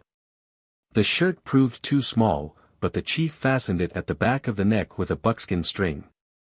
Despite these weaknesses, he was dignified in behavior and apparently unmoved by curiosity, although the room of the officer contained many objects new and strange to him. During a severe storm, lightning struck a tree near the Indian camp, 40 or 50 yards from the tent of Tatanka. He immediately broke camp and removed to summer quarters, saying the evil spirit was after his people. Nothing could convince him that the Great Spirit was not angry with him for leaving Canada, when he crossed to the American side and surrendered, after the Custer Massacre, at the Little Big Horn. He said that all the water in the Missouri River could not wash out the white man's stains of crime. Spotted Tail and Red Cloud were also dangerous to the peace of the northwestern country. Spotted Tail had 2 attractive daughters, one of whom died on the way to Fort Laramie, while the Indians were going in to surrender. Thomas Dorion, the man who went out as a messenger of peace, desired to marry the girl, and she expressed a willingness to become his wife. It was largely due to her influence with her father, that he and Red Cloud consented to accompany the emissary to Fort Laramie to hold council and make a treaty. Her sad life and premature death, which was, no doubt, the result of exposure and the vicissitudes of war, aroused great sympathy. The other daughter, Water Carrier, was much admired by the army officers and received many valuable presents. One of her relatives asserts that the officers seemed infatuated, but that she never manifested any reciprocity. Water Carrier was deeply attached to her father's people and became the wife of Lone Elk. They live at the Rosebud Agency, South Dakota. The Sioux, like all tribes, are rapidly discarding their ancient beliefs. Government schools have done effective work. And while the number of squaw men, or those who marry into the nation, is less than in the tribes of the Indian Territory, there is yet a liberal infusion of white blood. The dances, in a revised form, are, of recent years, indulged in by way of recreation or for the amusement of spectators. The Kaws and Osages. The Dakotas were strongly represented in the Kaw Valley and vicinity by the Kansas or Kaw Indians and the Osages. In some respects there was a similarity of manners and customs between these branches and the original stock, in others a radical difference was noted. The practice of shaving all of the head except a small place around the crown, the scalp lock, which was reserved for the enemy, should he be able to secure it, was adhered to by the Kaws and the Osages. While the old Sioux law seems to have sanctioned scalping the entire head. However, when compelled to hurry, they took a small section from any part of the head. For the purpose of decorating themselves, many of the Kansas cut the upper and outer edge of each ear, drawing it down so as to form a large ring, reaching to the shoulder. To this circle ornaments were attached. The tribe retained savage proclivities long after their neighbors had become partially or altogether reconciled to the habits of the paleface. And were tall of stature and physically well developed, but decidedly inferior in mind and morals, being a constant source of annoyance to both the white citizens and more civilized Indians. One day a golden-haired girl stood by the side of her father, at the door of their home in Kansas City, Kansas, then Wyandots, when a number of Kaws filed through the gate and up to the house. Their chief, through an interpreter, formally tendered a horse and several fine blankets in exchange for the squaw with the hair like the rising sun. Receiving an indignant refusal, he emitted a disappointed, "Ugh! Ugh!" and turning slowly, rode down the street with his warriors. A lady who resided at Westport when it was a hamlet of not more than 8 or 10 houses, was surprised, on entering her kitchen one morning, to see, standing before the stove warming himself, a huge Kaw. Entirely nude save for the blanket extended across his outspread arms. Almost in terror, the woman gasped out, "Puckachee! Puckachee! Go away!" Deliberately, and with evident amusement at her fright, the savage took his departure. The main village of the Kaws, that of American Chief, was situated 2 miles east of Manhattan, Kansas. It was composed of 120 dirt lodges, of good size. A large portion of the tribe was located, with Fool Chief, on the north bank of the Kansas River, in and near Topeka. Later, by a treaty with the United States, this land, with the exception of a few hundred acres reserved and divided among those in whom white blood predominated, was ceded to the government. The majority of the people removed, first, to Council Grove, and then to the Indian Territory. They delighted, for many years, to talk of the victory which made Wyandots a famous chief. There had been frequent, hard-fought battles with the Pawnees, who, being superior in numbers, had usually obtained the victory. However, the Great Spirit punished them when, at last, a small band was discovered, just at nightfall, by a strong party of Kaws. Revenge, always sweet to the barbarian, was now assured. Surrounding the foe under cover of darkness, the Kaws, commanded by Wahanjieshi, no fool, waited patiently for daylight. 24 hours before going on the warpath, a council had been held in the celebrated grove from which the present city takes its name, and every warrior who had joined the preliminary dance had fasted from that time until the moment of departure. Their leader, together with the medicine men, had long abstained from food, in anticipation of the event. Other matters having been arranged, the line of men rode out of the village, carrying many an anxious goodspeed from wives and mothers. Children, half-clothed, huddled together in awe-stricken groups, or sought maternal protection. Old men and maidens gazed with hopeful pride on sons and sweethearts. Over the plains passed the braves, almost from view, when, by some mischance, their chief slipped and fell. Quickly recognizing an unfavorable omen, he gave the signal for return, and the entire community joined in incantations to dispel future disaster. Again the war party went forth, coming upon the Pawnees, who, all unconscious of approaching danger, lay encamped for the night. Guards had been stationed at proper intervals, and the ponies corralled, in order that they might not wander away. All seemed quiet until near morning. Faintly the sounds of awakening nature broke the silence of the prairie. The Kaws began to close in upon the enemy, crawling stealthily through the grass. Gray dawn appeared. Then a red streak became visible in the east. The assailants rose with a terrible war whoop and rushed upon their sleeping victims. Even the guards were surprised. Reports of rifles and fierce shouts from infuriated men mingled with the shrieks of the wounded and dying. Knives struck pitilessly into the breasts of the Pawnees, who, stupefied by the sudden attack, were easily overcome. Blood flowed freely. Deftly a small circle was described upon the head of each one, the scalp torn off, and the reeking trophy attached to the belt of the slayer. Then, when destruction was complete, and death had swept the camp, leaving not a member of the little band alive, the victors gathered up the spoils and journeyed home in triumph.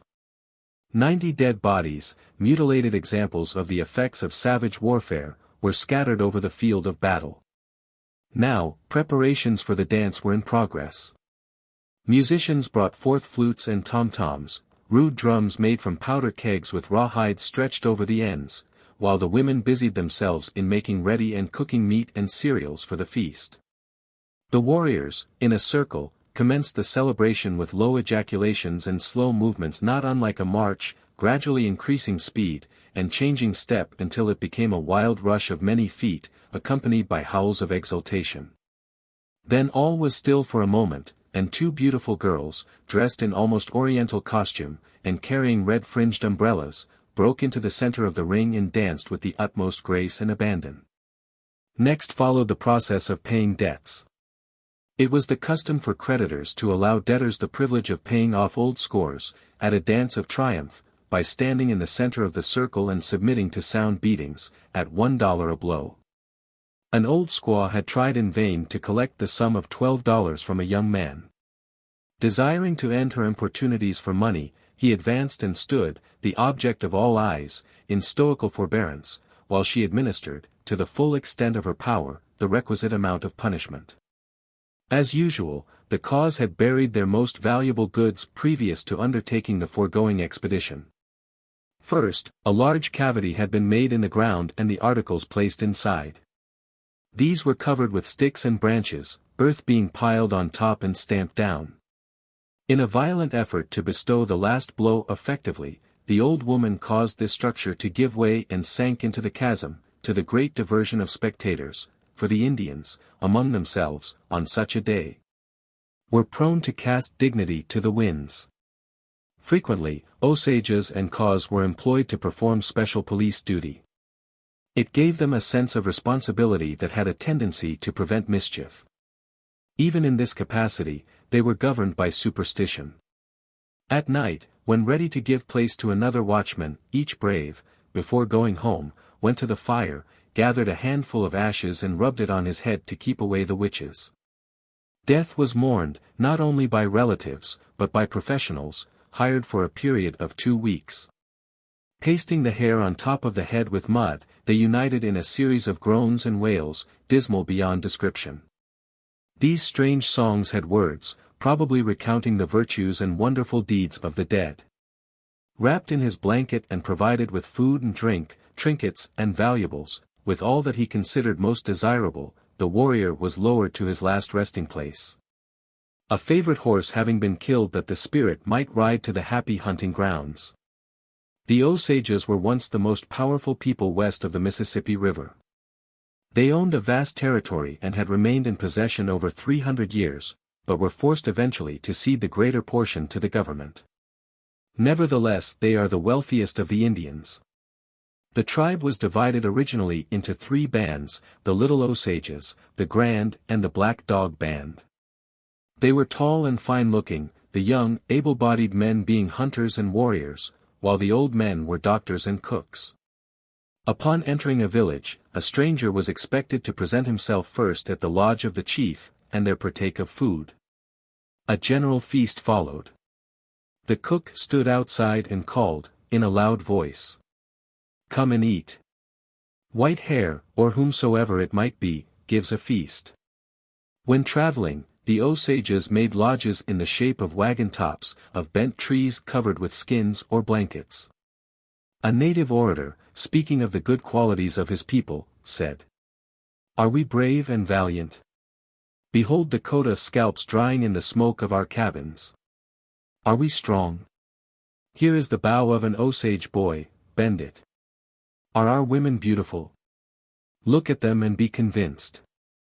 Despite the fact that civilization has penetrated even remote portions of the United States, and its effects are felt in a greater or less degree by every savage nation, the Osages in the Indian Territory have returned to many of the old barbarous customs. They had a unique creation story. Old people used to talk of a man, the first of the race, who came out of a shell.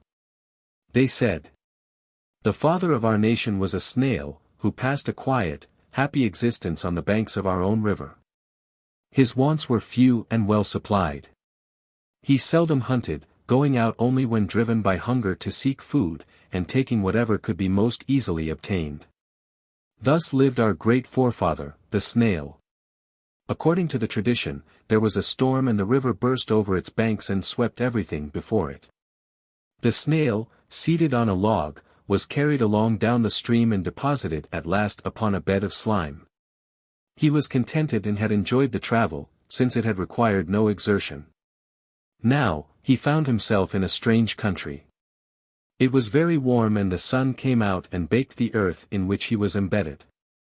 It was impossible to move. Then, feeling a change, he began to grow and developed into a man, tall, strong and perfect. At first, the new being was stupefied, but with returning memory, he realized that he had once been a snail, and immediately set out for his former home. Arrived on the banks of the Osage River, he became faint from hunger. Game was plenty, but he knew not how to catch it. There were birds and fish, but no means of reaching them. He lay down to die. A soft voice broke the silence. The man looked up and saw, mounted on a noble, snow-white animal, a being like nothing seen on earth. It was tall and mighty, having eyes like stars. The Osage trembled. The gentle voice said, "Why does he who is the colonel of the snail look terrified? Why is he faint and weary? I tremble because I fear thy power and quail before the lightning of thine eye. I am faint because I lack food." Then said the Great Spirit, "Be composed. The Master of Breath punishes not till sin is committed. Thou hast not sinned, be calm. But art thou hungry? I have eaten nothing since I ceased to be a snail." The Great Spirit drew from under his robe a bow and arrows, and taught the man to shoot. He killed a deer and was told to cover himself with its skin. The Great Spirit made fire and told him to use it for cooking the meat. One day, when hunting, the man went to a river to drink, and saw, in the water, a beaver hut, on which the chief of the family was sitting. The animal asked who he was and what he was looking for, and was informed that the Osage had no home and came to the river to quench his thirst. The beaver said, "You seem to be a reasonable man. You may come and live with me. My family is large and there are many daughters. Should any of them be pleasing in your sight, you may marry." The Indian accepted the offer and married one of the beaver's daughters. They had many children, from whom the Osage people are descended. To this day, the members of the tribe refrain from killing the beaver, which is regarded as sacred. The Delawares. The Delaware Indians, or Lenape, as they called themselves, are of Algonquin lineage.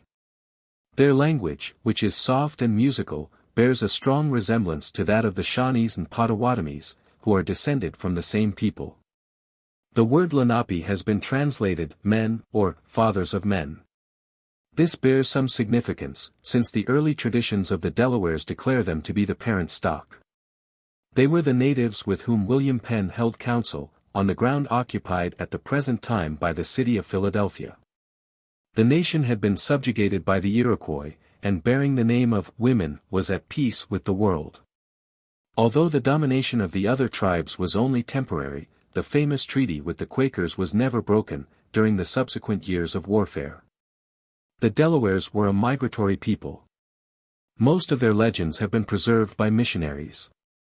The Algonquin myth of the Virgin who fell from heaven and became the mother of twins, one light and the other dark, was found among the Lenape, and may be explained as referring to the dawn, which gives birth to day and night. The divinity Kikaron, the synonym for life, light and action, or energy, was believed to be the first factor of the universe. He originated all things, through the instrumentality of the tortoise, which, in Algonquin pictography, was the symbol of the earth. There was an unexpected depth to this native philosophy. The earth is all-producing, and from it proceeds, directly or indirectly, all animate existence. The tortoise had power to produce everything. From its back a tree had sprung, upon the branches of which grew men. In the pristine age, the world lived at peace, but an evil spirit came and caused a great flood. The earth was submerged. A few persons had taken refuge on the back of a turtle, so old that his shell had collected moss. A loon flew over their heads and was entreated to dive beneath the water and bring up land. It found only a bottomless sea. Then the bird flew far away, came back with a small portion of earth in its bill, and guided the tortoise to a place where there was a spot of dry land. The Delawares thought the land was an island, supported by a great turtle, the one that had been their preserver. There was a tradition that many hundreds of years ago their forefathers dwelt in a distant country, far to the west. They traveled east, and at the Mississippi River encountered a race of giants. The wanderers desired to settle between the river and the mountains, but the request was refused. However, they obtained permission to pass through the country. While in the midst of the strange land they were fiercely attacked by the huge people, who were very powerful. Many battles ensued. The enemy erected fortifications, but large numbers of their warriors were killed. The dead were placed in heaps and covered with earth. The giants were finally defeated, and fled, passing down the Mississippi River.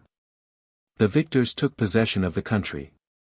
The nation was then divided into 3 tribes. One settled on the shore of the Atlantic, one remained in the conquered land, and the third lived west of the Mississippi River. The Atlantic coast Delawares were composed of 3 clans, the turtle, Unami, the turkey, Unalakgo, and the wolf, Minsi. Other tribes, the Mohicans and Nanticokes among them, sprang from the Lenape. The legend of the hairless bear is one of the oldest Delaware stories. It was narrated that in the past, at some remote period, the country was infested with a ferocious bear of immense size. Its skin was bare, with the exception of a single tuft of perfectly white hair on its back. The animal possessed a keen sense of smell, but its sight was defective. The heart of the bear was so small that only an expert hunter could hope to strike it. The people held council and finally decided that the best plan would be to break its back. Experienced hunters formed a party to rid the earth of the monster. They discovered its retreat, made a great noise to attract attention, and scaled a high rock. The bear could not climb the rock but tore at it in a fury. The men discharged arrows and threw stones at the creature until it was dead. Indian mothers were wont to frighten their children into obedience, by saying, "The naked bear will eat you." The pictograph system, which was perfectly intelligible to all tribes, was based upon gesture speech. Raffinesque, a learned but somewhat erratic Frenchman, claimed to have seen a set of wooden tablets, on which was engraved the history of the Lenape, both in picture and in song. The eccentric archaeologist prepared a translation of the strange document, which is called the Wallam Olam, or painted record. Brinton seems inclined to believe it a genuine native production, given orally and written down by someone not thoroughly conversant with the Delaware language. There is a possibility that the priests or medicine men, realizing that their own downfall would come with the adoption of Christianity, were jealous of the missionaries. Having learned to read and write from the white men, and hoping to gain new power, they may have transmitted the story to Wood, in such form as to be readily understood, both by educated and uneducated Indians. The song is rhythmical, and describes the formation of the universe by the Great Manitou. At first there was a fog and a watery waste, then the land and sky were formed and the heavens cleared. Each statement is accompanied by a rude drawing or picture. The first part reads, 1. At first, in that place, at all times, above the earth. 2. On the earth, an extended fog, and there the Great Manitou was. 3. At first, forever, lost in space, everywhere, the Great Manitou was. 4. He made the extended land and the sky. 5. He made the sun, the moon, the stars. 6. He made them all to move evenly. 7. The wind blew violently and it cleared, and the water flowed off far and strong. Men and animals were created, and lived peaceably until the coming of an evil spirit, in the form of a serpent, which introduced war, sickness and premature death. Strife and wanderings commenced. The evil Manitou brought a flood. A few people, escaping to the back of a turtle, were preserved by Nanabush, or Manabozo. Their protector caused the water to recede and the serpent to depart. After the deluge the race found itself in a strange northern climate. The people journeyed south, arriving at Snake Land. They conquered the region, and a long list of chiefs, migrations and wars are recorded. Abundance followed. Then there was a division, some of the nation going south and some east to the Salt Sea. The three subtribes of the Lenape eventually became established along the Delaware River. The song closes with the advent of the white man. In 1683 there were 6,000 Delawares. Within a century their numbers greatly diminished. In 1724 the white settlements had increased to such an extent that the former owners of the land began to seek homes in western Pennsylvania. It was at New Britain, Pennsylvania, that Tammany, the Delaware chief for whom the Tammany Society, of New York, was named, committed suicide. He had become old and feeble and had been deserted by the tribe. Having failed in an attempt to stab himself, the unhappy old man threw burning leaves over his body, and in that manner, died. A princess of the Lenape caused a cliff on Mount Tammany to be called Lover's Leap. Her affection for a European was unrequited and, in despair, the girl made the leap of death. Not far from Mauch Chunk, Pennsylvania, was a clear and sparkling lake. On its bank stood a village of the Delawares. Among the wigwams was one larger than the rest and more commodious. There dwelt the successful young chief, Onoko, a man of wonderful size, strength and daring. Unaided, he had destroyed the bear on Mauch Chunk, Bear Mountain. Happy was Winona when he sought her in marriage. Her heart swelled with pride as she entered the richly decorated lodge. The victories of Onoko in love, in war and in the chase aroused the anger and jealousy of Michmanito. One day, as the young people were floating idly upon the lake in their canoe, the terrible Manitou arose among the mountains, with a dark look of hatred upon his face and the thunder rolling and crashing about his head. And while lightning darted from his eyes, smote the hills with a mighty hand covered by the magic mitten. The earth shook and a great chasm opened, through which poured a volume of foaming water. At first alarm, the lovers, glancing upward, beheld the wrathful features, and seeing no hope, awaited death, clasped in a close embrace. The light canoe was swept rapidly away by the deluge, and the Manitou, in gloomy satisfaction, retired to the hills. Ever since that time the Lehigh has flowed through the chasm that he made. The name of Onoko was bestowed upon a cascade and glen in the vicinity of Mauch Chunk. The Lenape gradually drifted to the streams in central and eastern Ohio. The epoch of peace had passed and they were no longer women, but took a prominent part in the War of the Races. Removing to the valley of the White Water River, in Indiana, they founded 6 towns. The Treaty of Vincennes guaranteed the title to the land forever, nevertheless it was ceded to the United States only 10 years afterward. The fugitives then sought a home west of the Mississippi, and eventually received a tract at the mouth of the Kansas River. They never fought against the government after that time.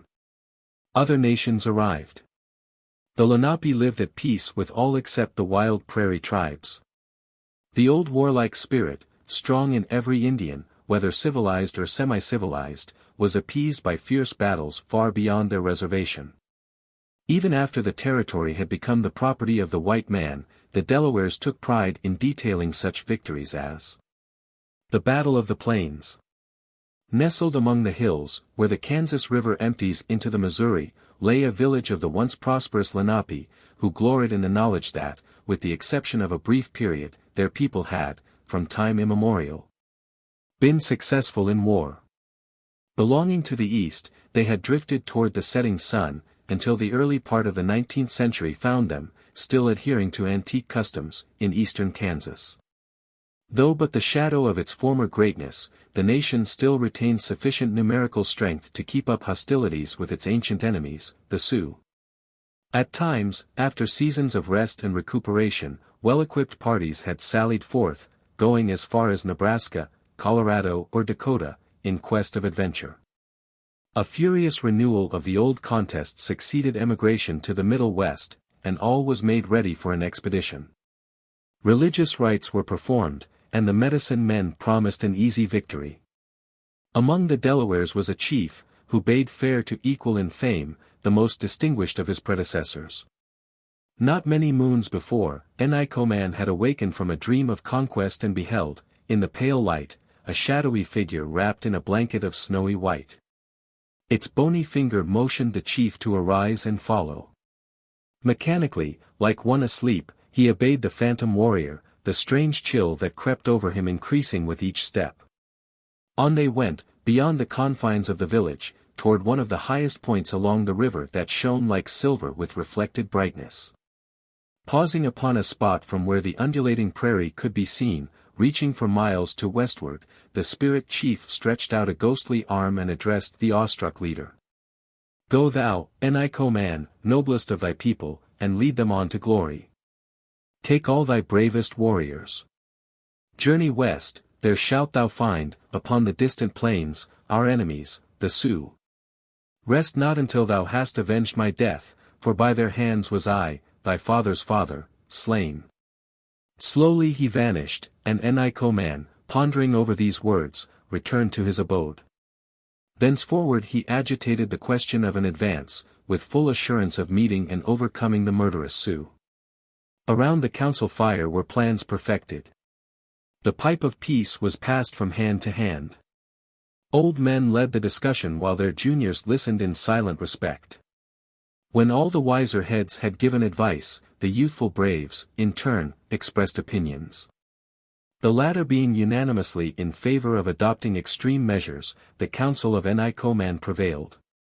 And having completed arrangements, the flower of the nation, mounted upon mettlesome ponies, went forth, as did the challengers of old, to seek renown. Over the rolling prairies, the tall grass waving in the sunlight, rode the dusky knights, heavy war paint giving greater fierceness to faces already glowing with excitement. The second day, a long distance from the starting place, they stopped at night beside a flowing stream. The tired ponies, relieved of their burdens, were turned out to graze, a guard being stationed nearby. After a meal of savory buffalo meat, and a quiet smoke around the campfire, the Delawares, drawing their blankets over their heads, threw themselves upon the ground and were soon wrapped in profound slumber. At early dawn, ere they had proceeded many leagues, a fresh breeze started from the southwest, and close to the horizon a faint rose color tinged the sky. This suddenly changed to a lurid hue, as a sheet of flame, accompanied by volumes of smoke, swept rapidly toward them. "Fly! Tunde WL seat number ET, the god of fire!" shouted the Indians, as, turning on the trail, they lashed the horses to the highest possible speed, while the fire made steady headway. On rushed the fugitives, bending every energy to reach the water. But the breath of the fire god was at their shoulders. Then the hardy little ponies made a final heroic dash and landed in the creek, safe, all but one. As the terrible cloud passed swiftly over the half-suffocated band, they saw the angry spirit in the great, dark, curling chariot, bend low and smite their comrade. And when the seething whirlwind had gone by, he lay, face down, a lifeless heap, upon the blackened cinders.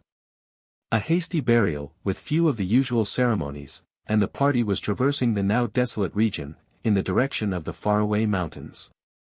They entered what the white man calls the Great American Desert.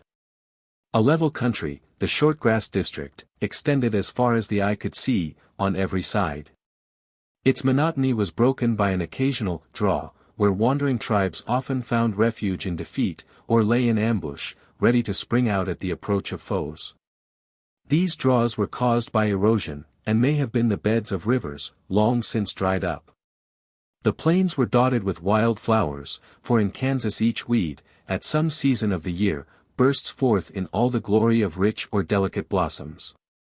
The fall had brought its wealth of gold and purple, and the buffalo grass, more nutritious when cured by the sun and hot winds of summer, had turned to a rich brown, the ruling note of color. Birds, and even the prairie dogs, barking and chattering at the entrances to their underground towns, conformed to the prevailing tint. The loco wheat had gone to seed, and the Indians, well knowing its dangerous properties, kept their horses, while grazing, away from the plant, which is said to cause animals to become locoed, or insane. A similar effect is produced on human beings, by the use of certain herbs compounded by the medicine men. Winding through the sandy territory, was the Arkansas River, in the autumn a seemingly harmless layer of reddish-brown soil with apparently stagnant water here and there upon its surface. Underneath the quicksand flowed a deep stream, promising certain death to him who essayed to cross with any but the lightest of vehicles. The travelers had reached the heart of the buffalo country, and an abundance of game was found on every hand. A buffalo hunt, according to an Indian's views, was second only to victorious battle, therefore an Iko man called a halt and the entire company joined in a grand slaughter. The hunters, familiar with the habits of the animals, first arranged themselves in groups in one of the draws, at the foot of a steep embankment or precipice, taking care to be well sheltered. Then a warrior, grotesquely arrayed, and astride a strangely caparisoned steed, galloped toward the herd, frantically waving a bright-hued blanket. The leader, an immense creature, scented danger and took his stand in front of the rest. However, curiosity, which is one of the characteristics of the buffalo, prompted him to draw cautiously nearer the queer figure. The herd followed. Gradually the decoy backed toward the precipice, still gesticulating violently. At last, the animals, thoroughly frightened, stampeded, accelerating speed as they approached the embankment, over which they rolled and tumbled in the mad effort to escape. Those not injured in the fall, recovered their feet and dashed away to the opposite slope, being easily shot in attempting the toilsome ascent. Thus, the majority were at the mercy of the red men. The wanton destruction of these beasts at the hands of both Indians and white men is to be deplored. Where, 20 years ago, thousands roamed the plains, now nothing remains to prove their having existed save slight depressions in the earth called wallows, and large numbers of horns, scattered over the ranches. Once in a while the buffalo ring may be seen, still barren of grass. Here the ever-watchful sentinel had tramped around and around in a circle. A feast succeeded the favorable termination of the hunt. Only the finest portions of the meat, which resembles beef in flavor, were reserved as food. Tongues were considered a great delicacy. Up to this time, a few straggling Comanches and Arapahoes were observed, but as yet no traces of the Sioux appeared. Ni-ko-man, remembering his vision, still had faith that here, upon the plains, would the enemy be vanquished. Early one morning a scout came in with the news that, far to the north, a stray band of Sioux had encamped the previous night. In a moment all was excitement. As soon as possible the entire cavalcade, well armed and ready for the fray, was galloping in the direction indicated. At sunset the Delawares halted for rest and food, waiting for darkness to make an attack. But the enemy, too, were watchful. And knowing the presence of danger almost by intuition, had prepared for encounters. They were in a deep cut, not easily accessible. Where the natural defenses are limited, the natives learn to take advantage of every means of protection. Piling up large masses of hard earth, that had fallen from one portion of the crumbling bank, they had built a rude fortification, which extended entirely across the entrance. In the rear was a narrow pass, with a steep acclivity on either side. Guards were stationed here and on the highest ridges. These gave the alarm as the Delawares, in 3 divisions, came silently forward at midnight. Ni-ko-man sent a detachment of good marksmen to the top of the embankment overlooking the Sioux, the second was dispatched to the rear to force a way through the narrow passage. While he boldly led the remainder to attempt the low earthworks at the entrance. The war cry of the Lenape now filled the air. The Sioux, crouching behind the fort and before the opening at the back of the camp, fought savagely. Occasionally marksmen on the elevation picked off one of their men, though it was a somewhat difficult task in the semi-darkness. Ni-ko-man, being taller than his companions, and always at the front, was a welcome target for his wild opponents. Again and again a shadowy figure intervened as the bullets sped toward him. He bore, in truth, a charmed life. As the moon passed under a cloud, for the elements were preparing for a conflict, the Delawares rushed forward, climbing recklessly over the heaps of hardened earth, scattering great lumps right and left. Some of the braves fell, mortally wounded, some pressed upon the retreating Sioux, who found themselves in a trap. The shadowy figure, invisible to all but the chief, was ever present, hewing down the enemy with his great tomahawk. The sun rose upon a frightful scene. The carnage was over, but ghastly upturned faces, smeared with war paint and distorted with terror, even in death, told the tale of the night's work. Ere long it sought retirement, and the day grew dark. Ni-ko-man gazed at the heavens in wonder. Did the Great Spirit manifest displeasure? A storm followed. Lightning flashed and the ground seemed to shake with thunder. Rain fell in torrents, a most unusual occurrence in that locality. When the atmosphere had cleared, and the drenched warriors again beheld the battlefield, lo! All blood was washed away. The Great Spirit had stamped with approval the triumph of his chosen people, the Lenape. Lawrence, a town of more than ordinary historic interest, now the site of the Kansas State University, was built upon land that formerly belonged to the Kaws. At a more recent date the Delawares were established in that vicinity. Haskell Institute, a flourishing Indian school, is now located there. A majority of the nation, at the time of immigration, adhered to tribal costume, and while harmless as far as their white neighbors were concerned, presented a most ferocious appearance. Many of the early settlers of Lawrence were from eastern cities, where the red man was known by reputation only. The Indians had a fear-inspiring way of peering into the windows of houses, and in order to obtain a better view, would spread out their blankets so as to exclude the light.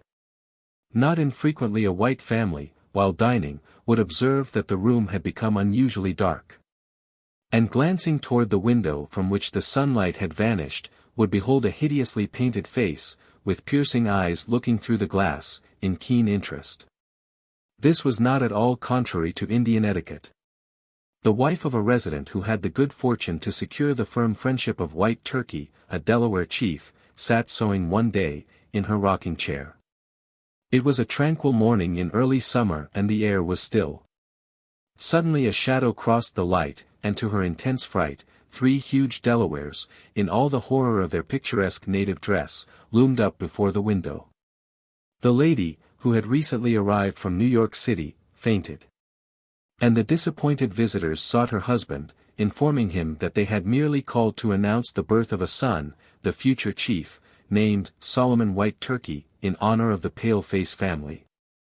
Years later, the gentleman, while traveling through the Indian Territory, was approached by an aged Delaware, surrounded by his friends, and introduced to a tall, prepossessing young man, who proved to be Chief Solomon White Turkey. Kansas had been supposed to be permanently secured to the Indians. But the emigrant ever followed in their footsteps, and again the land of the Delawares was sold to the United States, and the people, few in number, took up their abode in the Indian Territory. The Wyandots. The Wyandots, or Hurons, are of northern origin, and descended from a branch of the Iroquois. At the time of the discovery of America, their villages were located near the Senecas, on the banks of the St. Lawrence River. When Cartier appeared, a small band of Delawares first observed the ships of the Frenchmen on the Gulf, and sent messengers to announce the presence of great white-winged animals, spitting out fire and speaking with voices of thunder. The Wyandots and Senecas were closely allied and lived in amity many years. It is said that the long peace terminated and hostilities began through the influence of a woman. One version of the story is that a Seneca maiden loved a young man, whose father, a powerful chief, opposed his sons taking her as a wife. Other suitors were rejected. Then it was declared that the hand of the maiden would be bestowed upon him, only, who should slay the chief. A Wyandot fulfilled this condition and became her husband. The enraged Senecas flew to arms. An interminable war followed. Their neighbors moved to the vicinity of Niagara Falls. A series of migrations succeeded. At one epoch a portion of the tribe settled near Lake Huron, which was named for them. A part of the Bear clan always remained in Canada.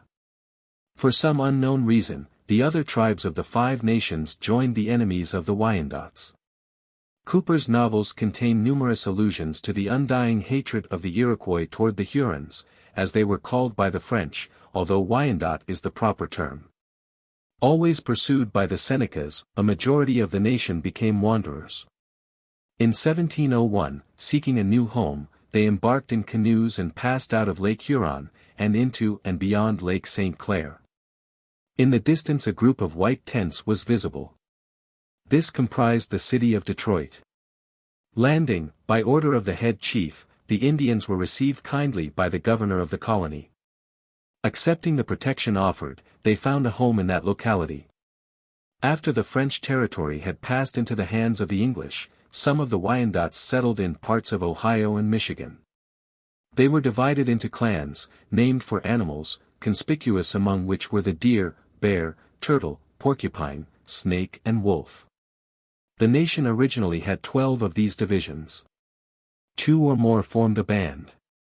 It was against the law to marry in one's own clan. Children belonged to the mother's clan, and women were accorded the privilege of voting for chiefs and council. The head chief, or king, was the highest officer. The succession belonged to the Big Turtle and Deer clans, and every heir to the throne must be of pure Wyandot blood. The last head chief, Sutstar lived in the latter part of the 18th century. The primitive religion of the Wyandots was somewhat similar to that of other aboriginal nations. The Great Spirit ruled supreme. There was a god of the forest, called Skenriaton. Once a year a night feast was held, in memory of the departed. Dancing was dispensed with, but all joined in condolence with some lately bereaved family. It was thought that after death, the soul must cross a deep, swift river, on a bridge made of a slight tree, and be compelled to defend itself, repeatedly, from the attacks of a dog. The Dakotas also believed this, but affirmed that the bridge was formed from the body of an immense snake. The prayer of the Huron to a local god, as recited verbatim by Father Brebeuf, throws some light upon the subject of their conception of deity. Oki, thou who livest in this spot, I offer thee tobacco. Help us, save us from shipwreck, defend us from our enemies, give us a good trade and bring us back safe and sound to our villages. The teachings of the Jesuits were early engrafted upon the original faith. Few of the oldest Wyandot legends have been preserved. The literary world is indebted to Schoolcraft for the narration of the experience of Sayadio, which gives a glimpse into the spirit world as pictured by Indian fancy. The heart of Sayadio was heavy with sorrow. His young and beautiful sister had died and he refused to be comforted. Desirous of bringing her back, the young man embarked upon a long and difficult journey to the land of souls. When ready to give up in despair, after many adventures, he met an old man who gave him a magic calabash with which to dip up the spirit, when it should be found. This man, who proved to be the keeper of that part of the land where the maiden dwelt, also gave him her brains, which had been carefully kept. On reaching the place of departed souls, Sayadio was surprised that they fled at his approach. Taranyago assisted him. The spirits had assembled for a dance and he attempted to embrace his sister, but she straightway vanished with the others.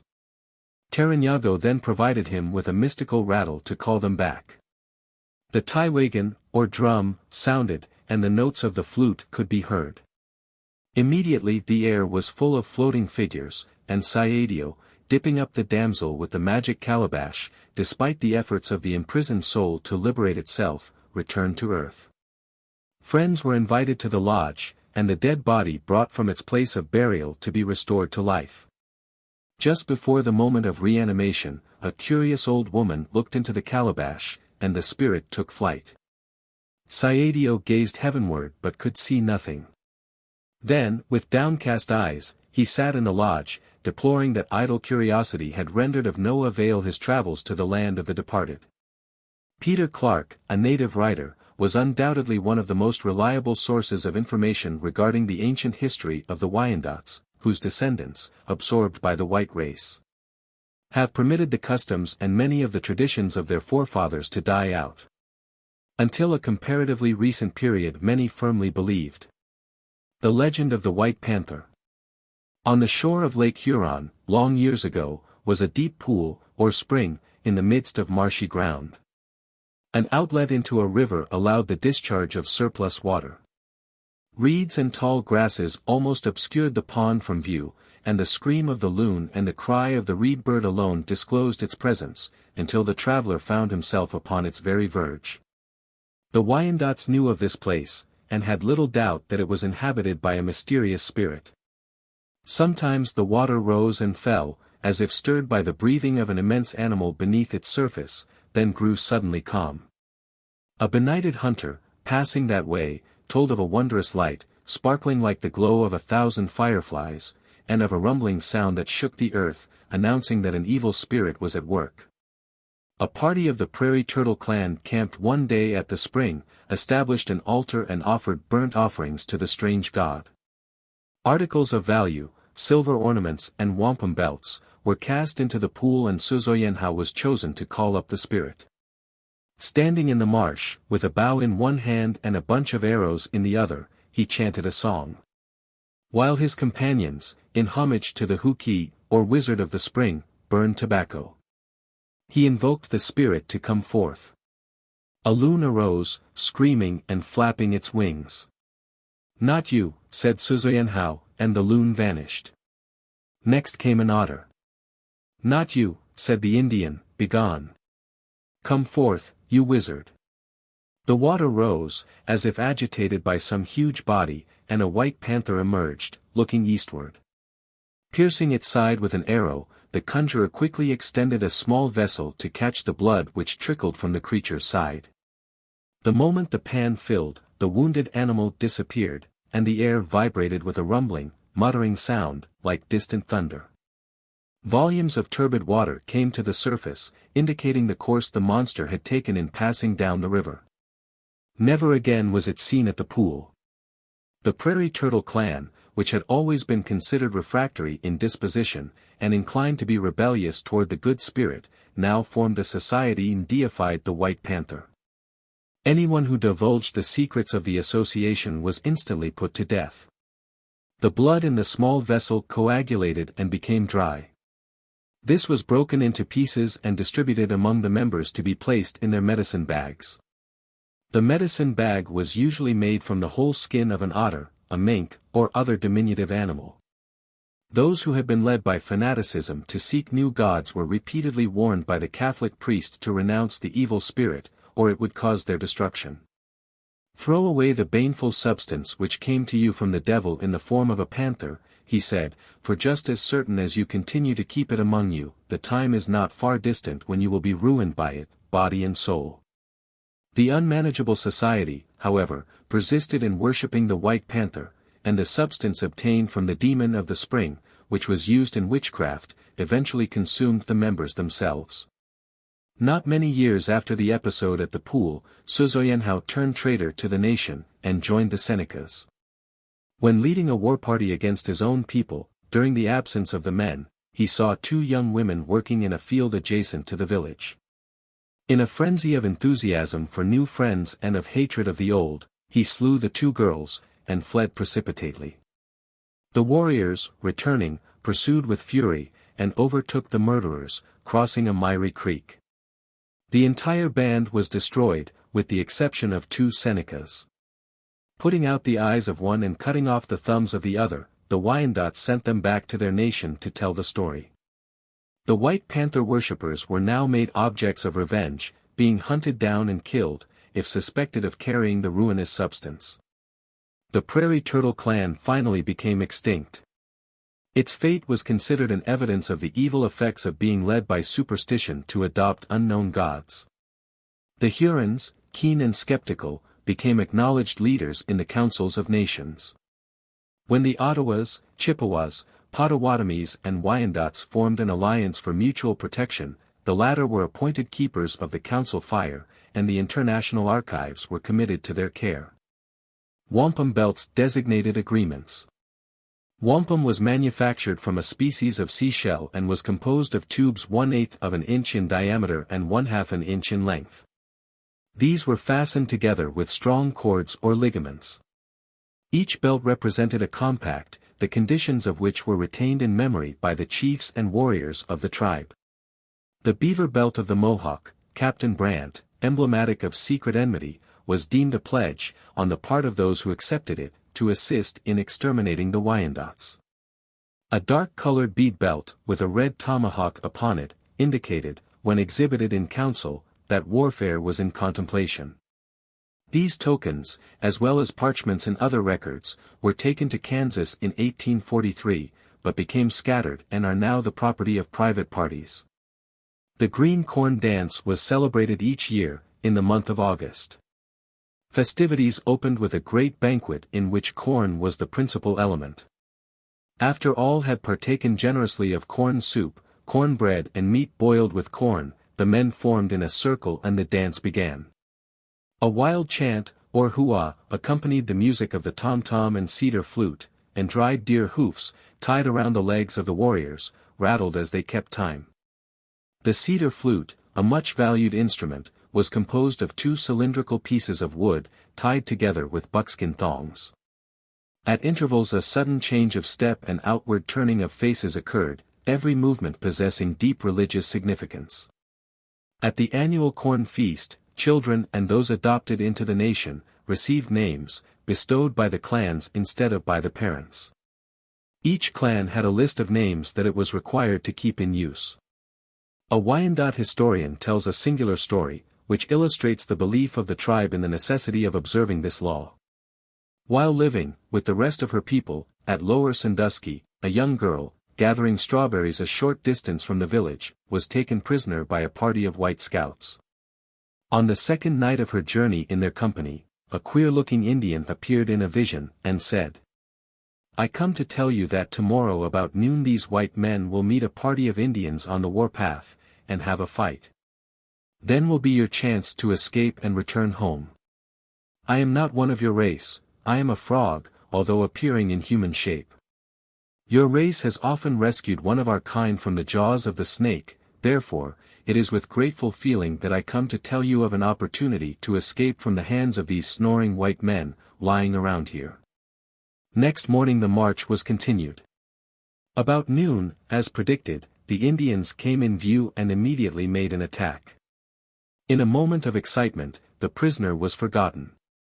Without waiting to learn the outcome of the struggle, she ran into the woods and was soon beyond reach of enemies.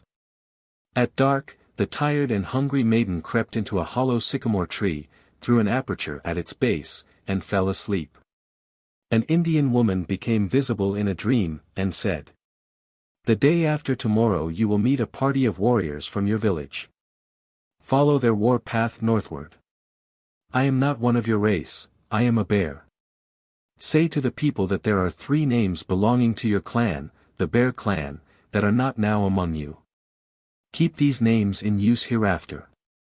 The famishing girl spent another night in the woods, and at dawn resumed her travels, striking the war path at midday. When the shadows began to lengthen, she met the Wyandots upon this trail. Providing food and replacing the torn clothing and worn-out moccasins with the best that could be obtained in such an emergency, they started her toward home, where a glad welcome awaited the wanderer. And perfect willingness to heed the admonition of her dreams.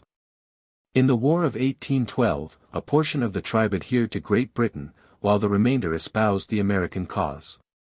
Roundhead, Stoyitaw, who lived at the largest Wyandot village in Michigan, and Warrow, the leading chief on the Canadian side of the Detroit River, took an active part on behalf of the British. And were conspicuous in the Battle of the River Raisin. Walk in the Water, Mayera, maintained strict neutrality, although in sympathy with the Americans.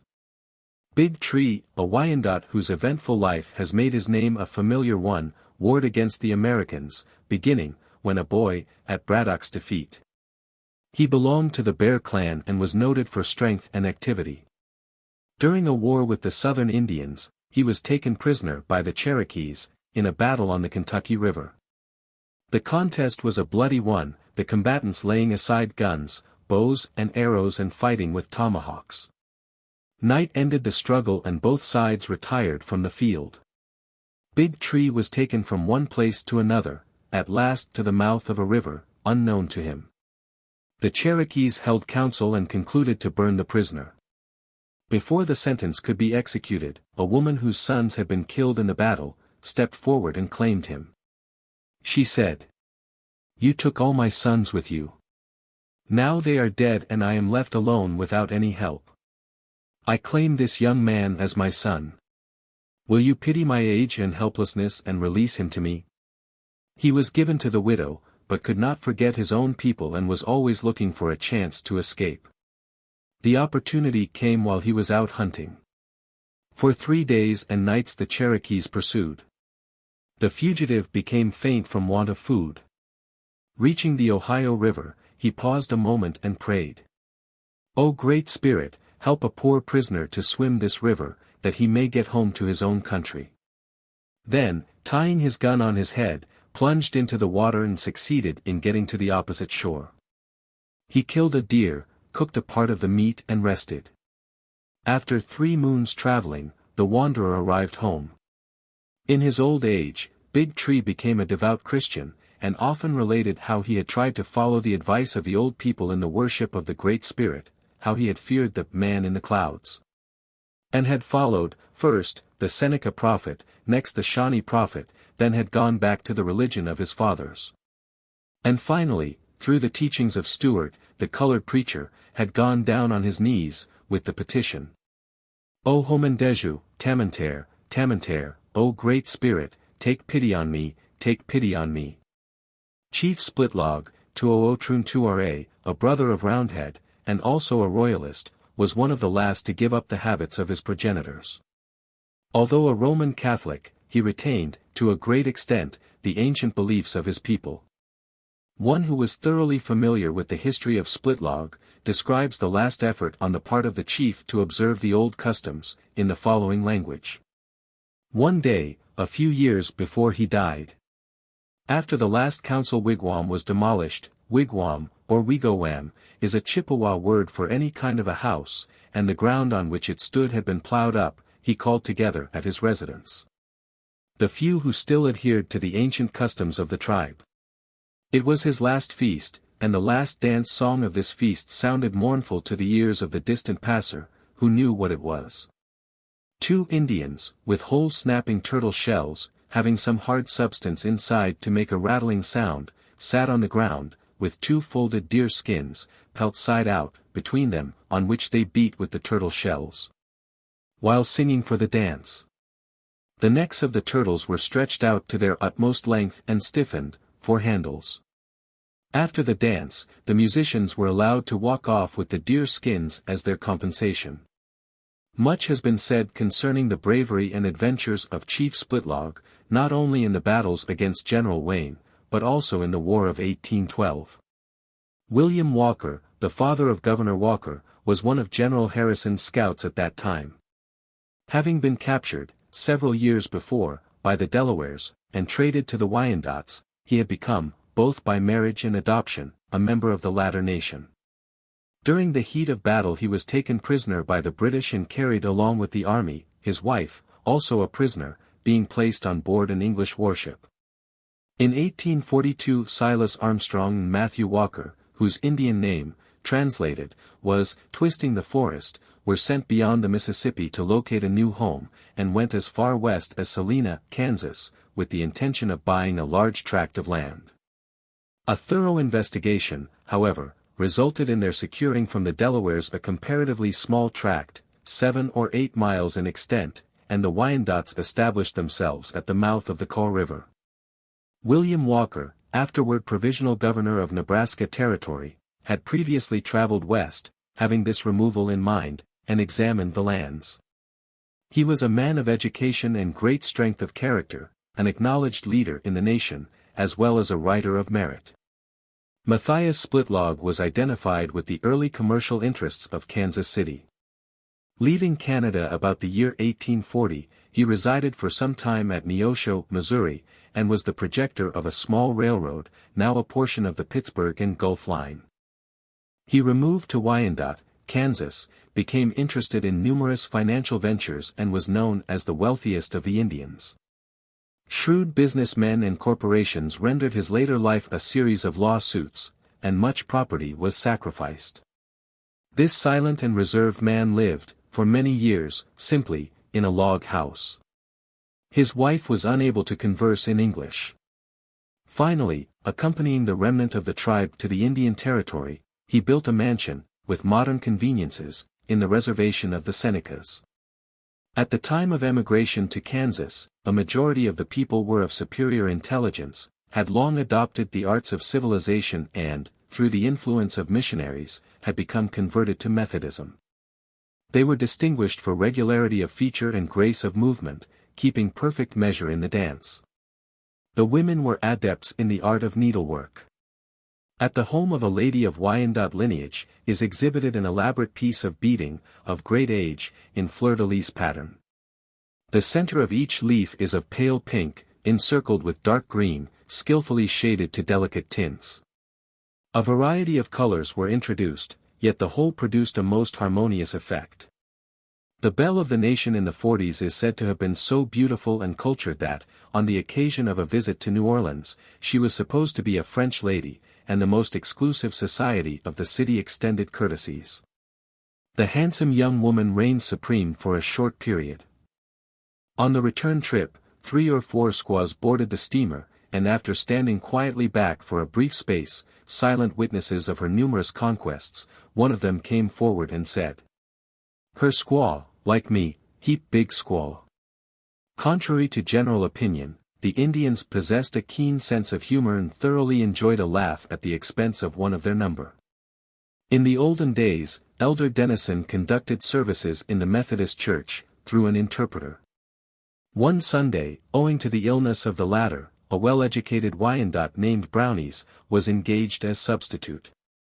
Brownies, not being religiously inclined, had partaken too freely of firewater. However, he appeared on the scene well dressed in honor of the event.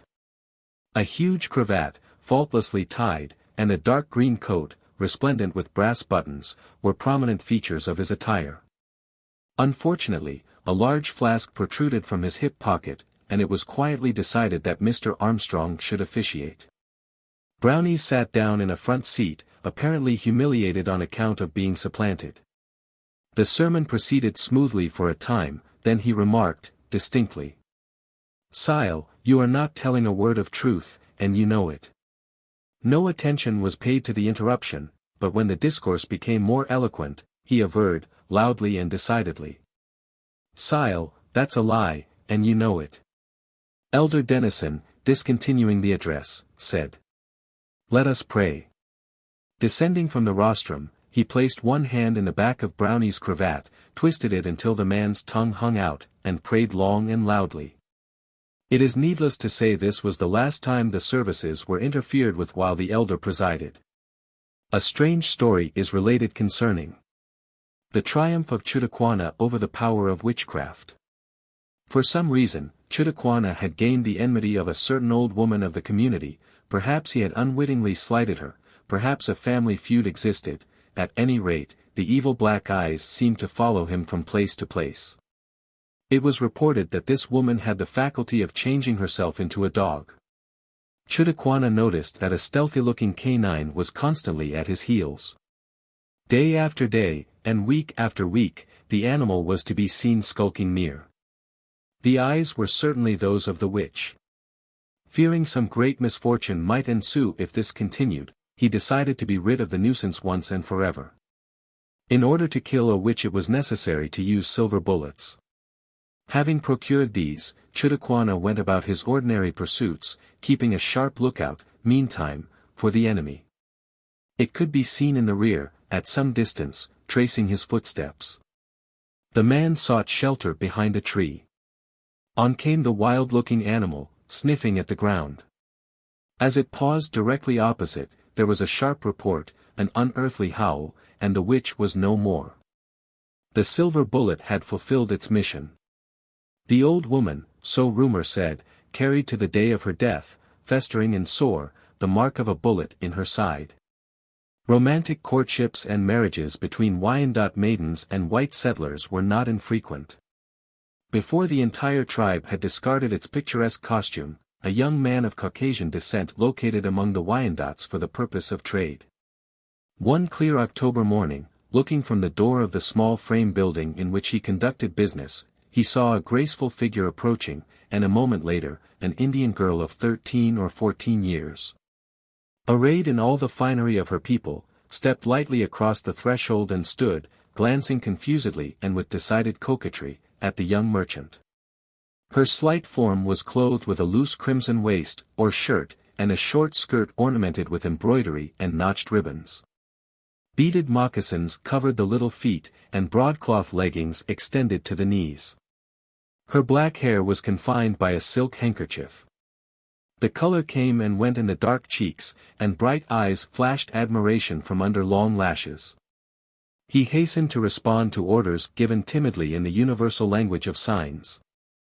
Again and again Marguerite visited the store, purchasing brilliant-hued calicoes, beads and blankets, and receiving little presents from the trader, who endeavored in this manner to win her regard. At last he was compelled to employ an interpreter, who attempted to persuade her to accept an offer of marriage. For some time the girl turned a deaf ear to all overtures. She was too young to give up freedom. And marriage, to an Indian woman, meant slavery. She climbed fences and rode horses, on one occasion, when there was no ferry, swimming her horse across the river in order to visit a relative. However, after protracted efforts under many difficulties, the young man was victorious, and acquired rights in the nation, an Indian name, and last, but not least, pretty Marguerite.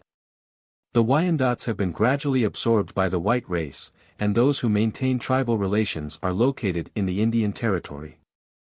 Many prominent residents of Kansas City are descended from the Wyandots. The Pottawatomies. The Pottawatomies were of Algonquin descent and were termed fire-makers, in reference to their secession from the Ojibwas and becoming the makers of their own fires. The Ojibwa tradition says that there were two brothers at St. Mary's Falls. The fishing rod of the younger was taken into the rapids by the other and accidentally broken. A quarrel ensued. The elder brother went south. This was the origin of a new tribe. The Pottawatomies of the Woods, located in Wisconsin and Michigan. And the prairie bands, of Illinois and Indiana, formed the two principal divisions of the nation, whose homes were scattered from the shores of Lake Superior to the Illinois River. In language and customs, the Pottawatomies were similar to the Ottawas and Chippewas, with whom they were closely allied. They crowded the Miamis from the vicinity of Chicago. In the War of 1812, the prairie bands, under the leadership of Sunawewon, fought against the Americans, and were at the massacre at Fort Dearborn. The United States effected a treaty of peace with them in 1815, and afterward purchased a portion of their land. 18 years later, the cession known as the Platte Purchase was made, in consideration of which the government granted 576,000 acres adjoining the Shawnees and Delawares, in Kansas. Subsequently, the tribe became widely scattered. Portions located in Wisconsin, Iowa, Kansas, and the Indian Territory. The Pottawatomies believed in two great spirits, Kitchenanito, good spirit, and Machamondo, evil spirit. Kitchenanito made the world and its first inhabitants. They looked like people, but were wicked ungrateful dogs that never lifted their eyes from the ground, to return thanks. In punishment, the Creator dropped the earth, with everything upon it, into a great lake, from which it emerged only after the destruction of the race. Then a handsome young man appeared, who seemed sad because of loneliness. Kitchenanito pitied him and sent a sister to brighten his life. Many years later the young man had a dream.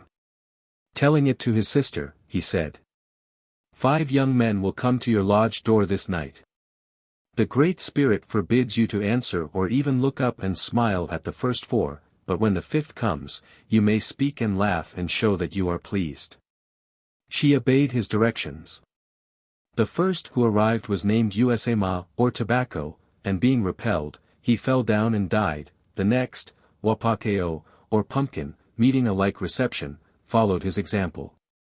The third, Eshkosesimin, or melon, and the fourth, Kokis, or bean, had the same misfortune, but she smiled upon the 5th, who was named Tamin, or Montamin, maize, and opened the lodge door that he might enter. They were married. And from them are descended the North American Indians. Tamin buried his ill-fated rivals, and from their graves sprang tobacco, melons, beans and pumpkins. And the Pottawatomies said that was the way in which the good spirit furnished his people something to put into their akeeks, or kettles, with the meat, and something to offer as a gift at feasts and ceremonies. Long after a majority of the nation had become Christianized, they clung, in a great measure, to the ancient superstitions. Not many miles distant from the place where Topeka now stands, lived a chief called Menweshma. Menweshma was a believer in the Indian doctrine of transformation, and gravely asserted that he could turn his 480 pounds of flesh into a bird or beast. Tradition says that it was a favorite pastime of his, to assume the form of an owl. Being an inveterate gambler, he at one time became the victim of a scheme by which he was defrauded. This so enraged the Pottawatomi that he killed the 7 Indians who participated in the trick, and according to the laws of the tribe, was called upon to pay a heavy ransom or submit to death. After surrendering all his possessions, Menweshma was yet indebted to the amount of $500. This sum was borrowed from the trader, and year after year passed and the chief continued to disregard the solicitations of the white man to pay. One night, after Menweshma had appeared particularly annoyed by these requests, the settler and his family were disturbed by the hooting of an owl. Seizing a rifle, the man shot in the darkness at what appeared to be the outline of the bird, and saw an object fall to the ground. On reaching the spot, he stooped to pick it up, and the nocturnal visitor could not be found. At 9 o'clock next morning came a messenger with the request that he go at once to Menweshma, who was dying. Entering the hut, he was left alone with the medicine man and the dying chief. The Pottawatomi, disclosing a great wound in his side, said, "Didn't you shoot an owl at your house, last night?" "I was that owl, and had gone there to poison your children."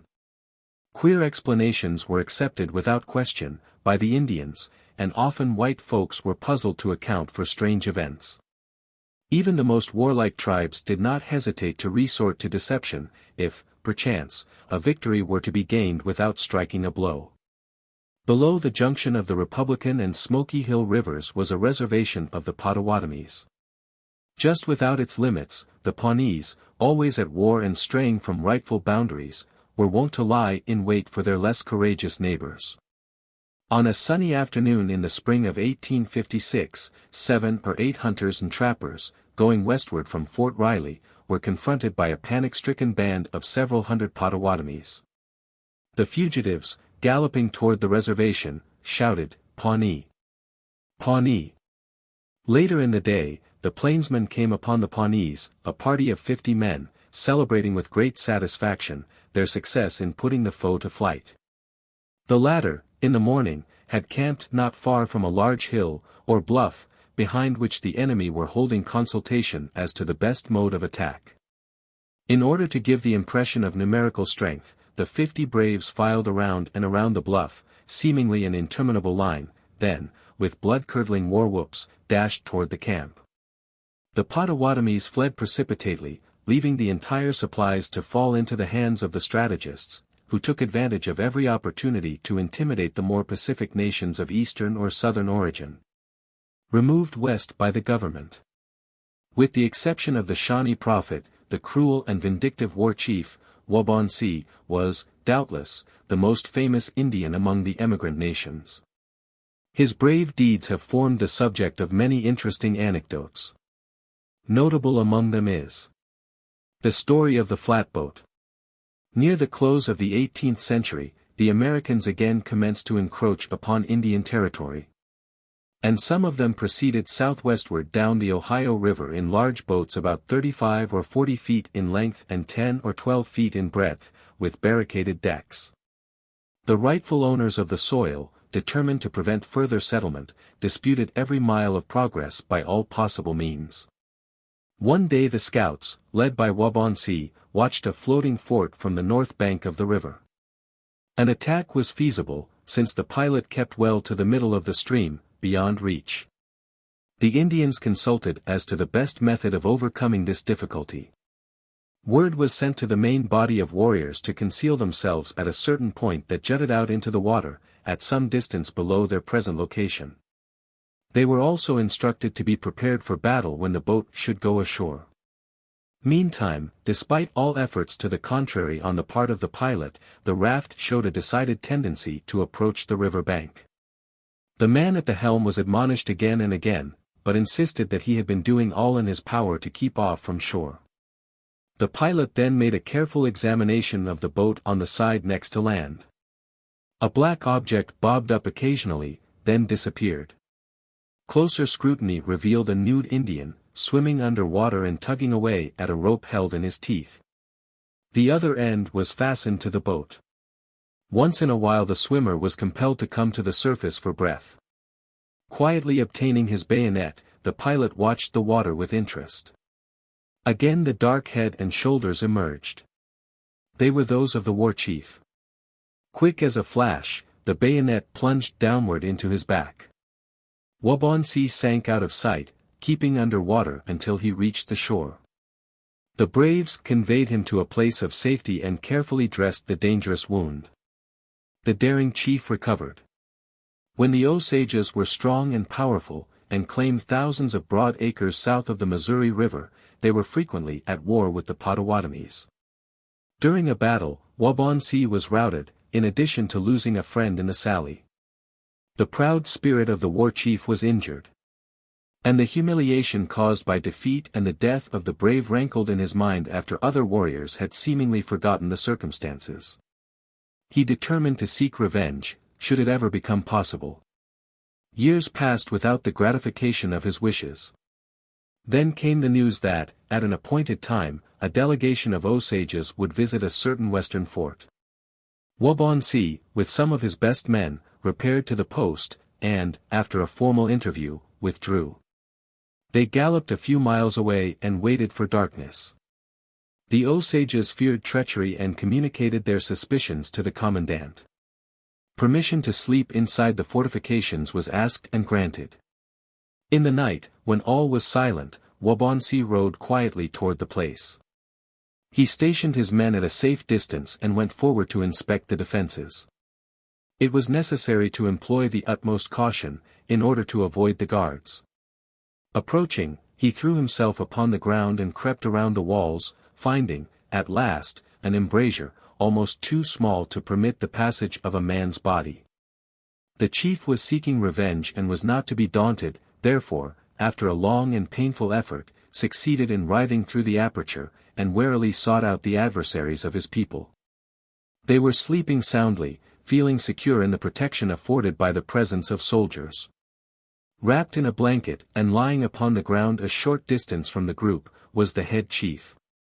Crawling through the grass, the Pottawatomi reached his side. There was no disturbance, only a dull thud, as the tomahawk buried itself in the head of the slumberer. Securing the scalp, Wabaunsee retired as noiselessly as he had come. In the morning the Osages were greatly surprised and enraged to learn that the enemy had been in their midst. The impression that the relentless chief was the most ferocious Indian of his time, was confirmed by the frightful punishment of one of his wives, accused by another wife, probably a favorite, of cruelty to his children. Without giving the poor woman an opportunity to plead her cause, he commanded the accuser to split open her skull. Wabaunsee accompanied his tribe to Kansas in 1846, and during the latter part of that year, went to Washington, with other influential men, to conclude a treaty with the government. The stagecoach, in which they passed through Missouri on the way home, overturned near Boonville, and Wabaunsee sustained severe injuries, which ultimately resulted in death. The Shawnees. The capital of Kansas now occupies a portion of the former hunting grounds of the Kaw and Shawnee Indians. The Shawnees were the first emigrant tribe to arrive in the territory. The ancient home of the nation was near the Cumberland River. Early in the 17th century, the Iroquois invaded that region and vanquished its owners, who fled south and became scattered, settling in Carolina and Florida. At a later period, the divisions of the tribe reunited and returned to the vicinity of their old home, taking possession of a more extended country and founding towns in the Ohio Valley. When they were driven west, the Baron de Carondelet granted them land near Cape Girardeau. As the white people entered Louisiana, the Shawnees sought new homes, again and again. Finally, they relinquished all claims in Missouri, in consideration of a large purchase in Kansas. In 1854 a treaty was signed, disposing of all their land except 200,000 acres, which were divided among individuals. And in 1869 the remnant of the tribe removed to the Cherokee country, in the Indian Territory. A migration tradition says that once, when the Shawnees lived in the Far East, on the shores of the Great Salt Lake, they were surprised to see, riding along on the back of a large fish, a creature that looked like a man. Although it had long green hair like weeds, a face like a porpoise and a beard the color of ooze. Around its neck were strings of seashells, and in its hand was a staff made from the rib of a whale, and, most astonishing of all, the strange being had the bodies of 2 fishes for legs. He stopped near shore and sang of the beautiful things in the depths of the sea. The people heard, in amazement, for he spoke their language. Day after day and week after week, the man-fish might be seen, seated on the water, with his legs curled up under him, and all the time he sang of new countries, and the people, charmed, left their work and listened. Men forgot to go hunting and the women no longer busied themselves around the wigwams, but stood on the beach and watched. Repeatedly, the creature sang, "Come, follow me," but they refused to go. At last the supply of food in the village was exhausted. Hunters entered a boat and tried to catch fish, but without success. The man-fish flirted water over them with his legs, and laughed at their trouble, chanting a melody about the wonderful Spirit Island, in the midst of the Great Salt Sea. The Shawnees said, "Can you show us anything better than we have, good wives, good children, good dogs and plenty of deer?" But the stranger reminded them of storms in the moon, of falling leaves, of snow and ice, of hunger and constant danger from wild animals and painted warriors, saying, "Come with me and I will show you a land where the air is always warm and soft. And the flowers are always in bloom. Where you will find as many deer as are among your icy hills, and great herds of animals called bison, where the men grow tall and the women beautiful as the stars of night. The Shawnees were afraid, and attempted to go toward shore, but were held back by an unknown hand. They consulted among themselves. The man-fish bobbed up his head and sang, "Follow me." They decided to obey. Out on the water, a mighty storm arose. The Great Spirit could be heard hissing in the depths of the ocean. The boat rocked and swayed on the billows, but the protector was near and told them not to fear. He brought food and a shell of fresh water from the bottom of the sea. 2 moons passed before land appeared. It was the glittering Spirit Island, with big trees and high mountains. From some of them lightning seemed to shoot. Along the shores were seals and ducks. The inhabitants fled into the woods when they saw the man-fish, who went to find the spirit of the island. He entered a cave and soon returned, accompanied by a being as strange as himself. It had a head like a goat, with horns and beard, and moss-colored hair. Its legs and feet were covered with handsomely decorated leggings and moccasins.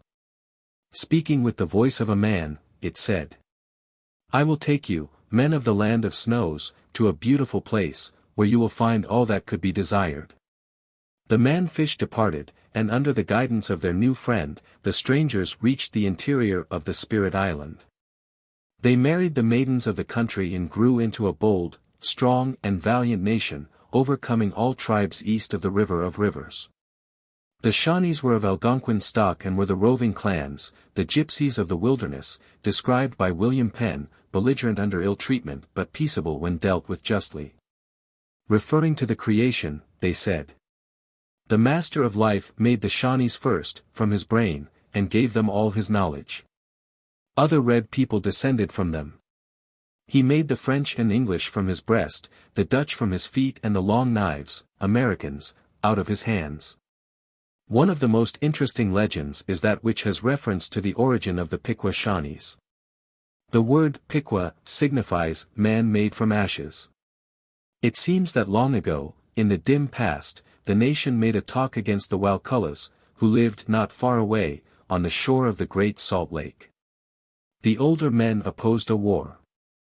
But Mad Buffalo and the young warriors refused to listen to their counsel. "We are strong," said they, "and the Walcullas are weak." A party, eager for a fight, went out from the village. 2 moons passed and there were no tidings of the young men. The Walcullas were distant only 6 suns' journey. The 3rd moon went by, and Chenos, the oldest and wisest man of the tribe, called the people together in council. He told them that the young warriors had been slain. There was a shriek of horror and the women began to lament for their husbands and sons. "Yet," said Chenos, "there is one left, who has had vengeance on the enemy and has drunk their blood. He will soon be here."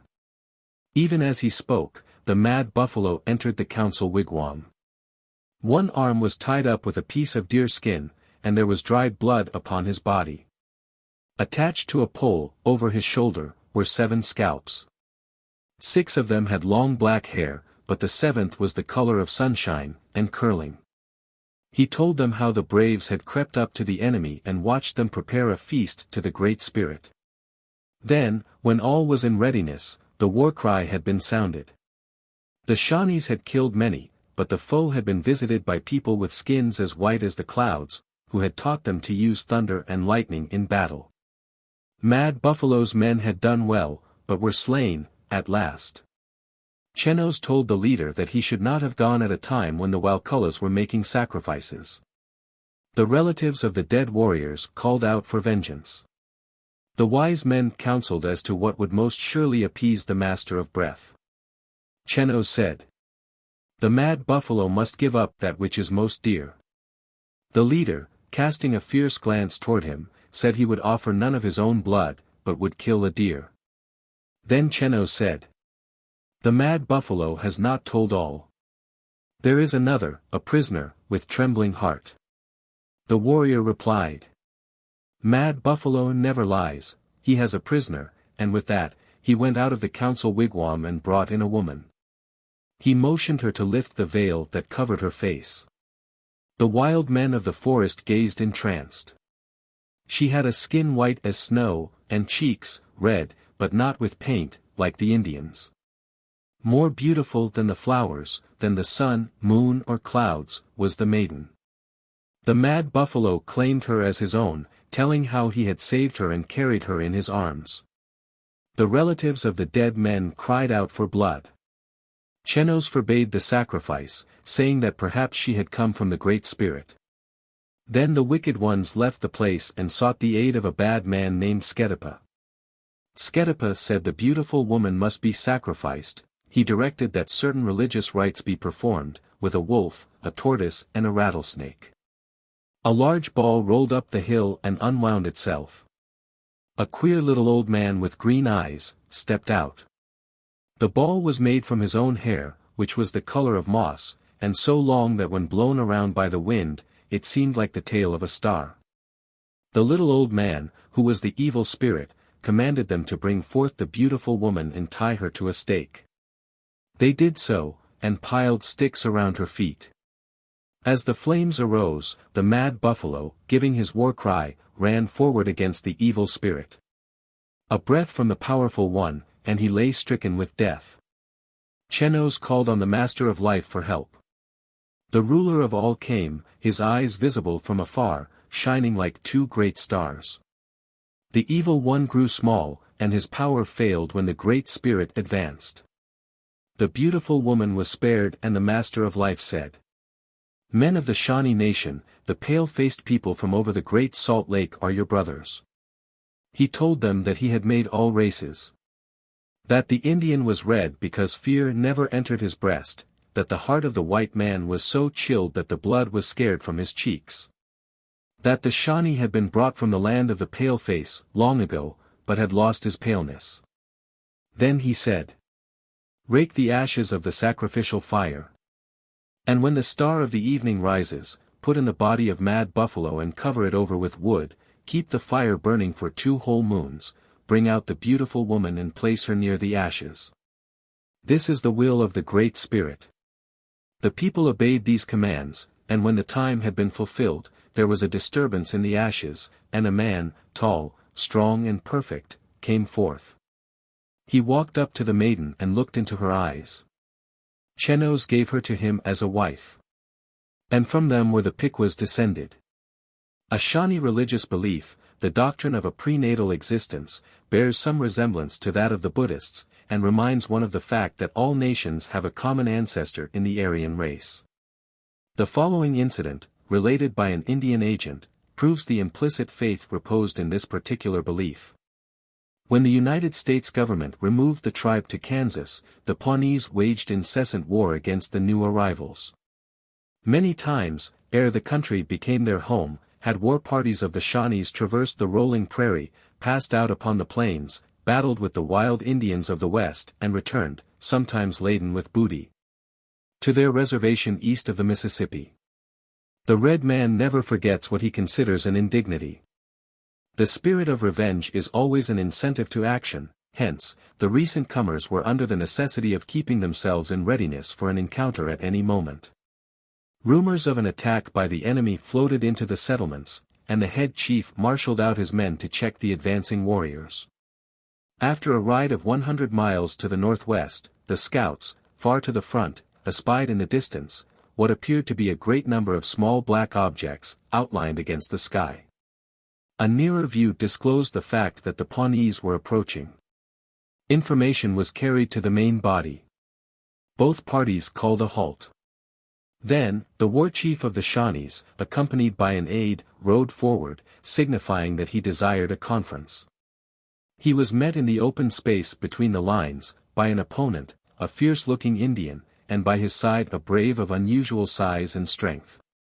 Contrary to custom, it was agreed, after a parley, that 2 of the most skillful warriors should meet upon the prairie, in the presence of both sides, and decide the battle by a hand-to-hand conflict. Returning to their men, the chiefs called for volunteers. A quick response, and the chosen ones rode to the central ground, dismounted, and consigned their ponies to the waiting assistants, to be led back to the lines. There was a moment of hesitation, of suspense to the spectators. The warriors regarded one another with looks of astonishment and recognition. Then Lamatha, the Shawnee, spoke. Know you not, Pawnee, that we have met, far back in the past that appears to us now as the distant mountains when wrapped in smoke from heaven's pipe of peace? Yes, replied the other, I remember the blue sky and the broad prairie, covered with sweet grasses, where the rest of our kind fed quietly, or, scenting danger, galloped wildly from place to place. Pawnee, we were bison, then, Pukwachiem though, belonging to the same herd and following the same leader. Let us go back to our people and tell them we were brothers in the other world. They separated, and the war chiefs, understanding well, looked upward, in reverence to the great being who had transformed them all in the time long ago, then returned in silence to their villages. Many Shawnees and Pottawatomies claim that they are of the lost tribes of Israel. Certain customs that have descended to them from time immemorial, seem to bear out this theory. Their Holy of Holies corresponds to the Ark of the Covenant, of the Israelites. Its contents were known only to its possessor, and, under penalty of death, all others, except the medicine men, were forbidden to touch the sacred relic, which was wrapped and rewrapped with bark until it became a good-sized bundle. The Shawnee language is a dialect of the Algonquin, which possesses all the vowel sounds. The letters F, R, and V are wanting. X is also wanting in all Algonquin languages except the Delaware and Mohican. There is a strong affinity between the Shawnee and the Mohican dialects. Verbs are full and varied in their inflections. The meanings of whole words are concentrated upon a few syllables or upon a single letter. The prefix ta indicates futurity. Everything is considered as divided into two classes, animate and inanimate. Terminations change accordingly. Divested of their appendages, words become monosyllables. The syllable e-bun is added to the name of one deceased. This is equivalent to the words, has been, and is a delicate way of indicating a person's demise. For instance, Tecumseh, after death, becomes Tecumseh e-bun or has been Tecumseh. A wealthy trader who married the descendant of a French officer stationed in Canada during colonial days and the daughter of a chief of the Chippewas, passed through many strange experiences while sojourning among the Shawnees. One moonlight night, riding from Westport, now a part of Kansas City, to Uniontown, on the present site of Valencia, he left the beaten road and took a short cut for home over a seldom used Indian trail. A ghostly stillness prevailed, which was broken, ere he had proceeded far, by a series of blood-curdling groans, sometimes clear and distinct, sometimes like the rushing of the wind, but always seeming to follow in his wake. Drawing a revolver and wheeling to confront the enemy, he found only empty air, while the pale moon still shone serenely down upon the unbroken prairie. Again the terrible sounds became audible. And the horse was urged to its highest rate of speed without avail. A sensation of horror creeping over him, the pioneer turned into a path leading to an Indian hut, the noise sweeping by like the breath of a cyclone, and inquired the cause. His host, well versed in explanations of the medicine men, replied. Had you remained upon that trail, the route of a rambling night spirit, you would have surely died before the break of day.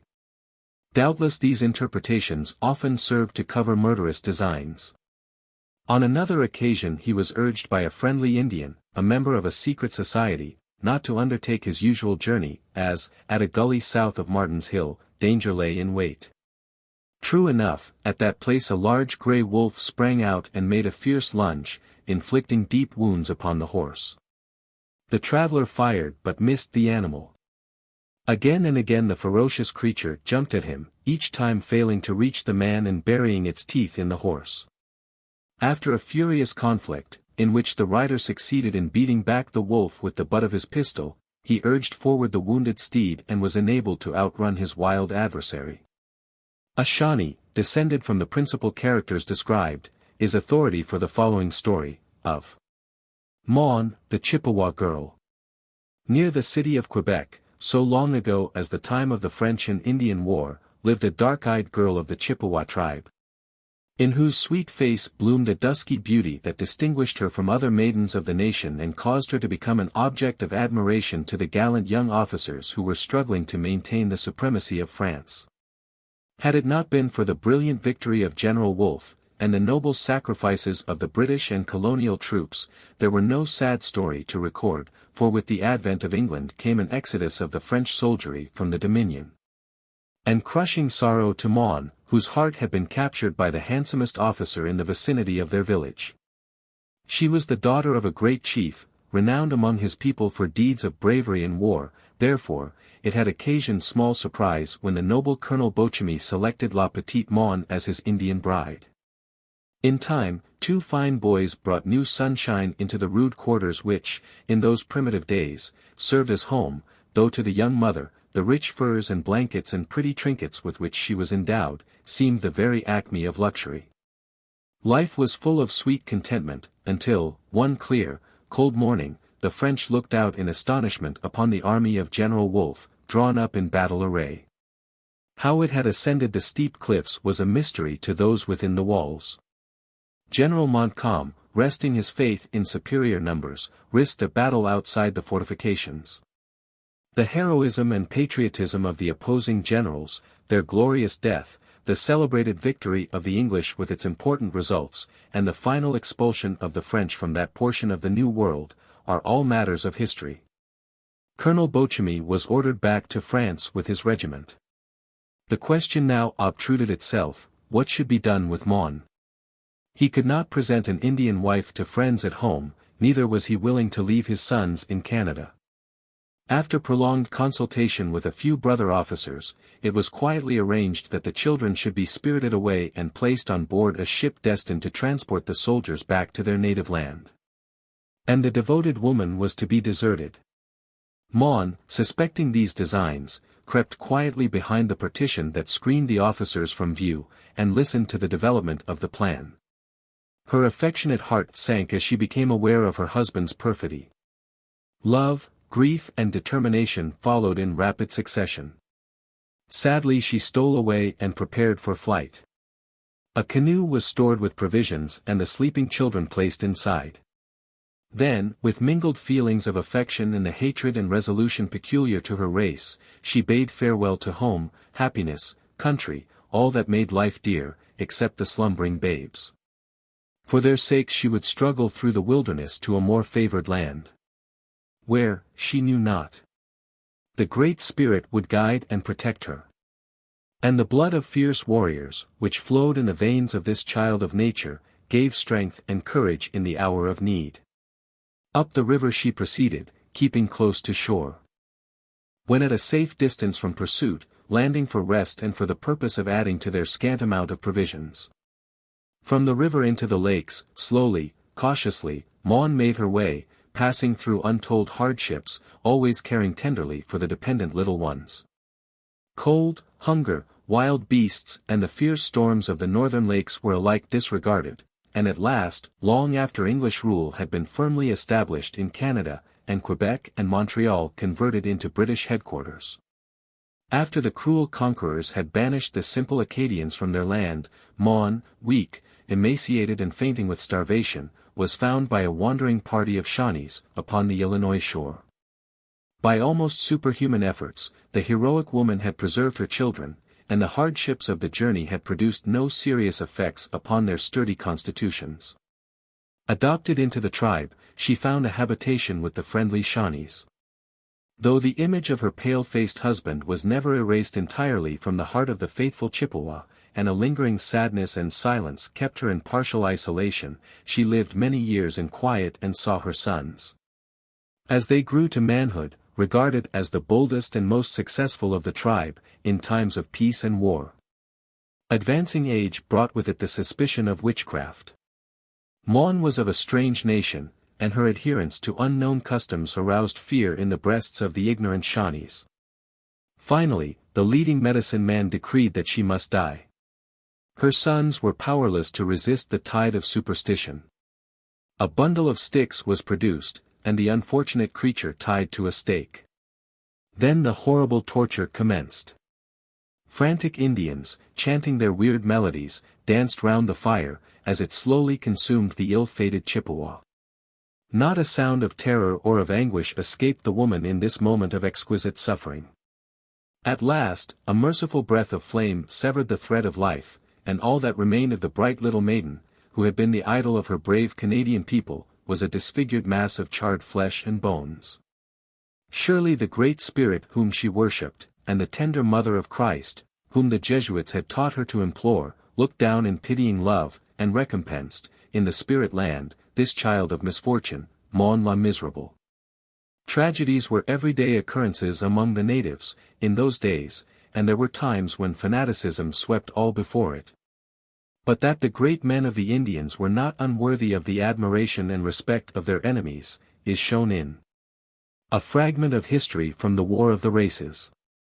On a picturesque cliff overlooking the Mad River, in what is now the state of Ohio, was located, more than a century ago, the Indian village of the Piqua Shawnees. The settlement was prosperous and fully 200 acres of land were in cultivation. A log fort, surrounded with pickets, had been built, and the Shawnees were prepared for defense in the event of an attempt to capture the town. This beautiful spot was the birthplace of the famous Tecumseh, Shooting Star, the most illustrious Indian that ever battled for the rights of his people. Eloquent, powerful in mind and body, and possessing the soul of a hero, the patriotic chief was, at the opening of the 19th century, deep in plans for the advancement of his race. Is it a matter of surprise that he should oppose, with ceaseless energy, the encroachment of the white man? That his talents should be unsparingly used in the hopeless endeavor to stay the westward progress of civilization? He had seen the red man repeatedly deprived of land, under almost compulsory treaties with the government. His independent spirit rebelled against the authority of the paleface. And the circumstances of his father's death, during the troublous times when the celebrated Cornstalk waged war, had made a lasting impression. The far-seeing leader realized that without a combined effort on the part of the natives, extinction was certain. Fired with determination to break the growing power of the Long Knives, as the Americans were called, he formed a federation of nations for the purpose of putting a stop to emigration.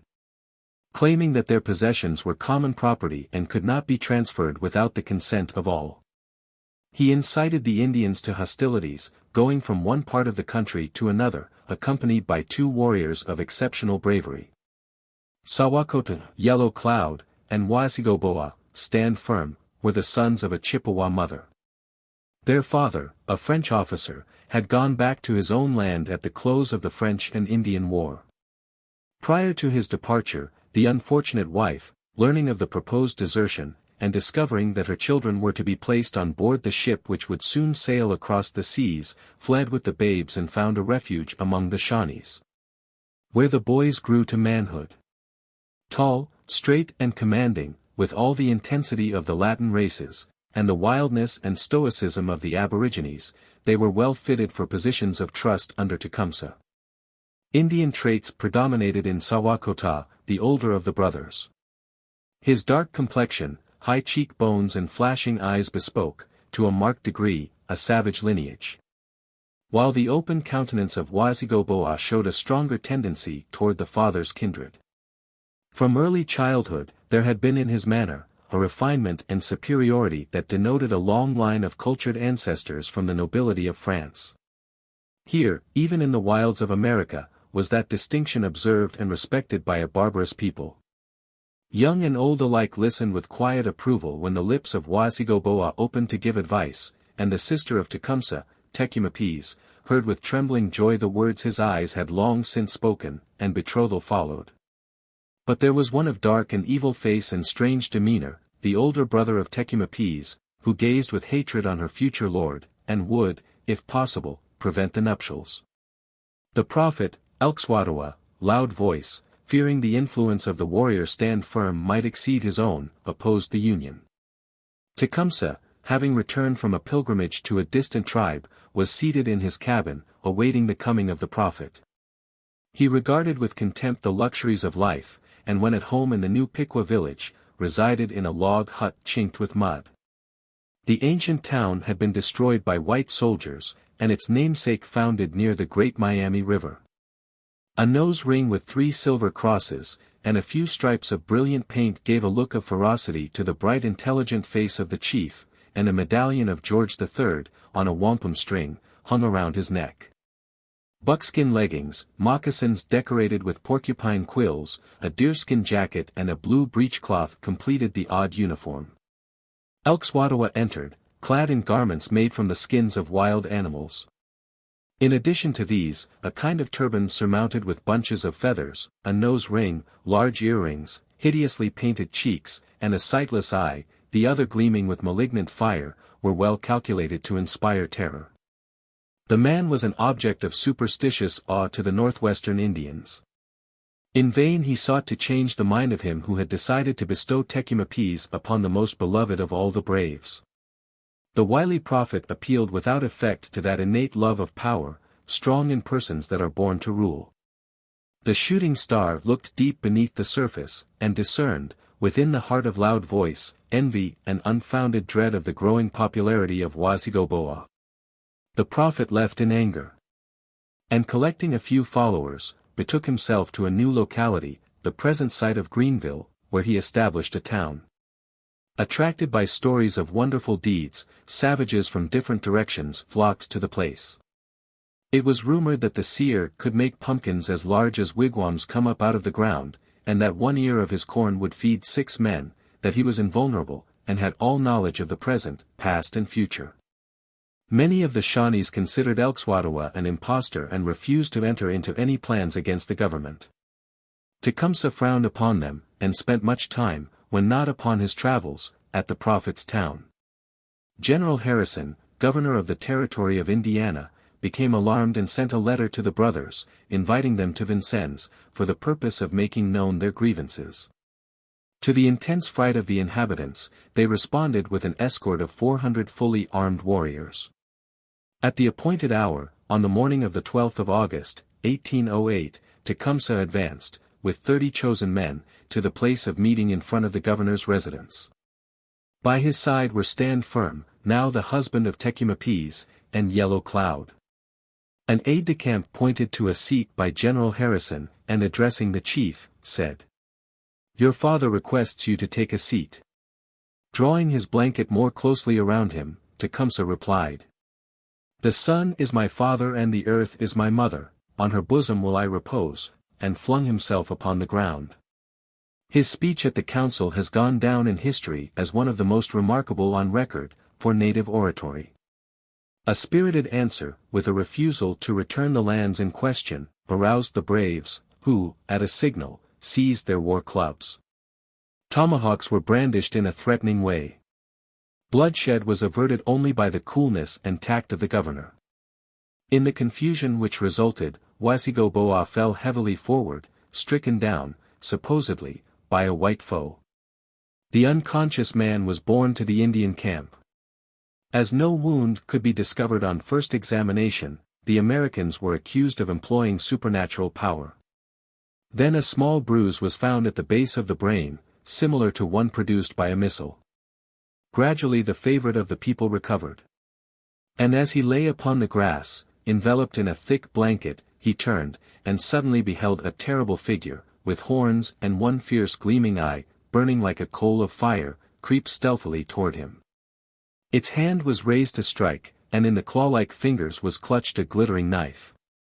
Frozen with horror, he remained for a moment immovable, then, quick as thought, rolled under the arm of the crouching demon, evading the blade almost by miracle, and struck against its breast. A desperate struggle ensued, in which Stand Firm secured possession of the weapon.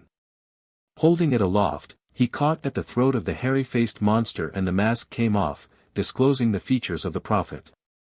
"Elkswadawa, Enatha, my brother, why do you seek my life? Go, for the sake of her whose eyes are as the stars of heaven, unharmed. Their light shall guide me into paths of peace. Her love shall teach me to forgive your murderous wrath." The creature slunk away, and the noble conqueror dreamed that night of the little Piqua village, where Tecumapes, with trustful heart, besought the great master of life to preserve him, who, even while she prayed, escaped the grasp of death. But the mighty being who controls the destiny of humanity, from the highest even to the lowest, punished the treacherous seer, when, on the 6th of November, 1811, the Indians, in direct violation of a truce, advanced upon the United States troops under General Harrison, encamped within a mile of the prophet's town. The magic bowl, the sacred torch and the holy string of beans were touched, and the savages, believing themselves invulnerable, rushed upon the tents of the Americans at 4 o'clock in the morning. Tecumseh was absent upon a visit to the Creeks, Choctaws and Chickasaws. The cowardly prophet stood, at a safe distance from the battleground, going through religious mummeries and singing a war song. Complete victory established the fame of General Harrison, and the Battle of Tippecanoe was one of the most important in results of that period. The destruction of their village scattered the tribes over a large area. Elkswadawa took refuge with a few Wyandots on Wildcat Creek. Eventually, he removed to Kansas and died in Shawnee Township, Wyandotte County. His grave has no headstone, and those interested in the early history of the state have sought in vain for some distinguishing mark. The really great Tecumseh, returning to find all his schemes defeated, became an ally of the British. Much of the trouble with the white settlers had been occasioned through their agency. The two friends of the rebellious chief faithfully followed his fortunes. If fate dealt hardly with him, they shared the danger and disappointment. If kindly, the triumph was theirs, also. Sawakota was killed at Frenchtown, by a ball intended for his superior.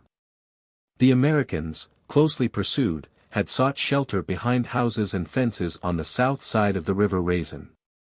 The Indians, by a detour, had gained the woods in the rear and were protected. Disdaining to skulk from tree to tree, the fiery warrior, with Tecumseh and a small number of brave men, pressed boldly upon the fugitives. Observing that their leader was singled out by the enemy, his companions closed in around the chief to shield him, at the moment that Yellow Cloud stepped in front, for the same purpose. The latter fell, heart and brain penetrated by bullets. Thus nobly ended the life of Sawakota, of whose achievements, even the noted chiefs, Roundhead, Panther and Blue Jacket, might well be proud. History has recorded the outcome of the struggle, and traced the wanderings of those who, deprived of their inheritance and driven to desperation, united with the foes of America. General Proctor, discouraged by Perry's victory on Lake Erie, that occurred some time later, fled from Malden, where he was stationed at the time, with 800 soldiers and 2,000 Indians. General Harrison overtook the combined forces near the River Thames. During the battle, Colonel Johnson and the Kentucky cavalry were ordered to charge. Galloping forward, they broke through the lines and formed again, when the English surrendered. Tecumseh began the conflict with fury, fighting more fiercely than ever before. His voice could be heard above the din, inspiring the men to make every exertion, but the day was lost.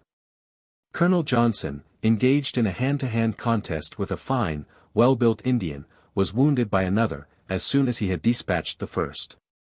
The second assailant then sprang toward him with a tomahawk, when the officer drew a pistol and killed his antagonist. The rest of the savages, losing hope, gave way. Night came on, but the heavens were dark. The shooting star would never more be seen. The ringing voice was silent, and Tecumseh, his sister, waited in vain for the return of her lord. Stand firm, faithful unto death, had fallen beside the chief. Next morning, the bodies of two warriors, with dignity of face and form, were found, not far apart, upon the bloody field. Tecumseh was the greatest, most magnanimous, and bravest man the red race had ever known. Now that his brilliant oratory no longer swayed the multitudes, organized resistance to settlement north of the Ohio River ceased. Tecumseh, to whom had been entrusted the care of her brother's child, died a few years later, and the boy, together with her son, drifted, with the Shawnees, from reservation to reservation.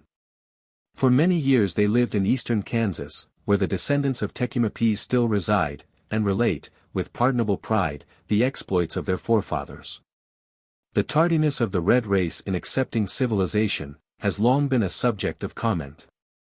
Yet the barbarian should not be censured, in view of the fact that paler-faced youth, with all the benefits accruing from past generations of culture, have, in many instances, taken readily to aboriginal customs.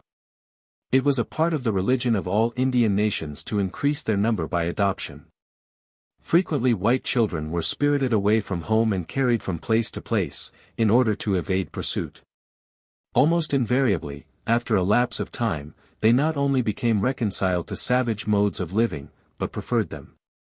A notable case was that of Chinua, the white warrior. In the early part of the 19th century, before the Shawnees had emigrated to the valley of the Kaw, there was a famous old chief named Blackfish, who was untiring in activity against the white settlers. During one of the numerous periods of hostility, Chinua, the only son of this warrior, was killed, and the grief-stricken father said to his braves, "Go, go and find me a boy to replace my son." Putting on their black paint, the Indians went over the Alleghenies into Virginia. In a prosperous settlement in western Virginia lived a wealthy planter named Rogers. His family consisted of himself, his wife and 2 young sons. One quiet evening in early fall, the boys were allowed to go for the cows unaccompanied by the servant who ordinarily acted as bodyguard. The beautiful autumn woods were aglow with color, and the children's exuberance of spirits burst forth in shouts and other noisy demonstrations. As little Henry lingered to seize a brilliant spray of rich-tinted foliage, 2 hideous black-painted savages sprang from the bushes and caught him before he had time to call for assistance. The frightened child was borne hastily away, through the forest, over the mountains, to an Indian village where Blackfish received him with open arms, saying, "Don't be afraid, you are now my son, my Chinua. Here, take his bow and arrows. Here are his gun and knapsack. Some day you will be a great chief." Henry was adopted into the tribe, and forgetting his former home, learned to be content with the wild life of the Shawnees. A fine horse and saddle were a constant source of pleasure, and persistent practice made the boy expert in the use of bow and arrows. As he grew older, Chinua became a successful hunter, and was looked upon with pride and admiration by his sisters. The youngest of these, pretty little Kelitha, was sought in marriage by many braves, but old Blackfish, waiting for the day when Chinua should declare his love, repulsed their advances with disdain. At length the young chief could no longer conceal his regard from the object of his affection, and implored her to become his bride. She replied with indignation, "You are my brother. I could not be my brother's wife." After a long conference with Watmeme, the mother, in which the entire circumstances were explained, Kelitha said, "If father says so, I will marry Chinua." Amid great rejoicing, the paleface took her to his habitation, and the tribe celebrated the event with feasting and strange ceremonies. Excitement prevailed in the Rogers household when Henry was captured, and a search had been prosecuted wherever a clue could be obtained. Long years after the disappearance of her younger son, sorrow still reigned in the heart of the bereaved mother. And it was with fear and trembling at last, that the older brother, receiving tidings of the lost one, traced him over the mountain ranges, into the beautiful bluegrass country, to the land of Daniel Boone. The meeting was a happy one, though marked by some constraint, the result of years of separation and widely different surroundings. Henry was persuaded to leave his western home and repair to the aged mother, now prostrated by severe illness. Once more within the confines of civilization, he abandoned the insignia of savage life, and adopted the garb of his own people. Unusual festivities followed. The mother, recovering strength, employed every art to retain him, but without success. In vain the pretty maidens of the village exerted all their power to please. Memories of a happy life in the wilderness were always present, and he said, "Mother, I have learned to love the Indians, there I am free. I love my 2 children and my dark-haired wife." The next morning the colored servant was commanded to bring his horse, and Chinua, the warrior, in all the splendor of beads and buckskin, bade farewell to the home of his infancy. How fresh and sweet was the breath of the woods, as he dashed into her depths. The delicate blossoms of spring lifted their dainty heads and scattered perfume along the narrow trail. The cloudless sky and the distant mountains seemed to beckon him on to the loved ones who at that moment were waiting, longing for the wanderer's return. Time sped by on rapid wings, and soon Kelitha, sitting lonely in her doorway, said to her little ones, "Listen, I hear the voice of your father." Again the faint call was borne through the distance and reverberated in her anxious heart. Then its beatings responded to the sound of horses' hoofs, and the next moment, Chinua, the brave, sprang to the ground and caught her in his arms, saying, "I have come home, home to my Kelitha, never to leave her more. All the pleasures, all the riches which the world can give are as nothing when weighed in the balance against the sincere love of one devoted heart." The Shawnees, like other Indian tribes, were firm believers in evil spirits. And when it was thought that one had become possessed of a demon, did not hesitate to employ heroic measures to drive it out. To such superstitions may be ascribed the tragic death of the son of Chief Allouez Kaw. When the present site of the city of Topeka was the hunting ground of the Shawnee Indians, there was a fierce war with the Pawnees. Chief Allouez Kaw, he who goes up the river, had been successful in many battles and pursued the enemy far into their own territory. At length, in desperation, the Pawnees gathered strength, and making a final effort for the preservation of their homes, surprised the victorious Shawnees while encamped among the hills along the river. In the thick of the fight, Pacheta, the son of Allouez Kaw, sprang to the side of the old chief, just as a powerful warrior raised his tomahawk to cleave his skull. In another moment the leader would have fallen, had not the young brave, with the utmost coolness, lifted his rifle, taken quick aim and fired. With a horrible yell, the Pawnee sank to the ground. Attracted by his cry, 3 others appeared. Again the rifle did sudden duty, while Allouez Kaw engaged the nearest enemy. 2 more were dispatched, and now Pacheta turned to face the remaining Pawnee, who had approached too near for rifles, and endeavored to use the tomahawk. This was dashed from his hand. The 2 grappled fiercely, each striving to get the knife out of his belt. At last Pacheta succeeded in holding down his adversary, and plunged the knife deep into his heart. Blinded by the blood, which spurted up into his face, the Shawnee staggered to his feet and ran forward a short distance, only to find himself in the midst of the attacking Indians. Desperately he fought his way out, striking right and left, wounded and faint. Then, seeing a gully surrounded with bushes, he rolled into it, and creeping painfully to the edge of a pond, waded into the water. The Pawnees lost the trail. They looked here and there while the main body pursued old Allouez Kaw and his braves to the country of the Kaws. Night fell, and still Pacheta lay concealed in the lake among the tall grass. At the end of the 2nd day the search was abandoned. Then the prisoner, half starved and half demented, dragged himself slowly homeward. A few berries and roots had been his sole food, and the burning rays of the sun had beaten down upon his head, until reason tottered. The people went wild with enthusiasm when their hero, emaciated but triumphant, appeared in the village. He was taken to Allouez Kaw's habitation and provided with nourishment, but sank into a stupor from which the medicine men, with all their skill, could not arouse him. After many days he awakened, great was the rejoicing.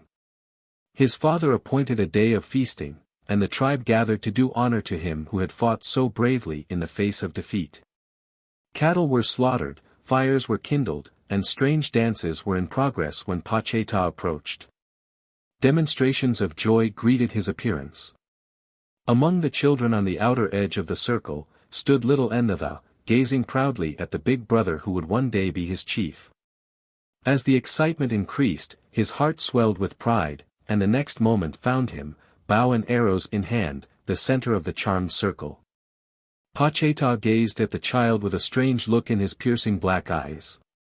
Then, with a stealthy movement, he turned and slowly reached for the rifle which rested against the stump of a tree. Allouez Kaw, keen-witted and alert, noticed the sudden change that came over the face of his eldest son. What was the cause of that cruel, crafty expression? Had bad spirits entered the brain of Pacheta, whose noble deeds would ever after be celebrated by the nation? Now the brave was creeping cautiously toward the little one, who stood motionless, in round-eyed wonder. Deliberately he placed the weapon to his shoulder and took aim, but the crack of another rifle broke the awful hush which had fallen upon the people, and when the smoke cleared away, Pacheta lay in a pool of blood. The father had fired in time to preserve his young child. For many years the old women of the tribe told, in accents of awe, how evil spirits had gone into the brain of their noblest warrior and looked out of his eyes with terrible glances of murderous hatred, in the moment of his greatest triumph. How they had been driven out with a rifle ball, and Lela Shika, Okina, the chief, sorrowing for his firstborn, had that day been called by the Great Spirit to enter the happy hunting grounds. The North American Indian was of a strange, somewhat contradictory character, in war, daring, cunning, boastful, ruthless, in peace, cheerful, dignified, superstitious, revengeful. Clinging as far as possible, to the customs of his forefathers. Civilization came almost as a destroyer. Future generations will know him only as a dim, historic figure, around which clusters the mythology of ancient America. Whence came these legends and traditions? The children of nature read them in the leafy woodlands, on the broad prairie, in the blue vault of heaven, the crimson sunset, the dark storm-threatening clouds, in every gentle breeze or sweeping hurricane. Each story lived in the hearts of the people, and here and there a mighty forest tree bore a quaint inscription. Full of hope and yet of heartbreak. Full of all the tender pathos of the here and the hereafter. The stars, and hills and storms are with us now, as they were with others of old. And it only needs that we look at them with the earnestness of those childish eyes, to understand the first words spoken of them by the children of men, and then, in all the most beautiful and enduring myths, we shall find not only a literal story of a real person, not only a parallel imagery of moral principle, but an underlying worship of natural phenomena, out of which both have sprung, and in which both forever remain rooted. Ruskin.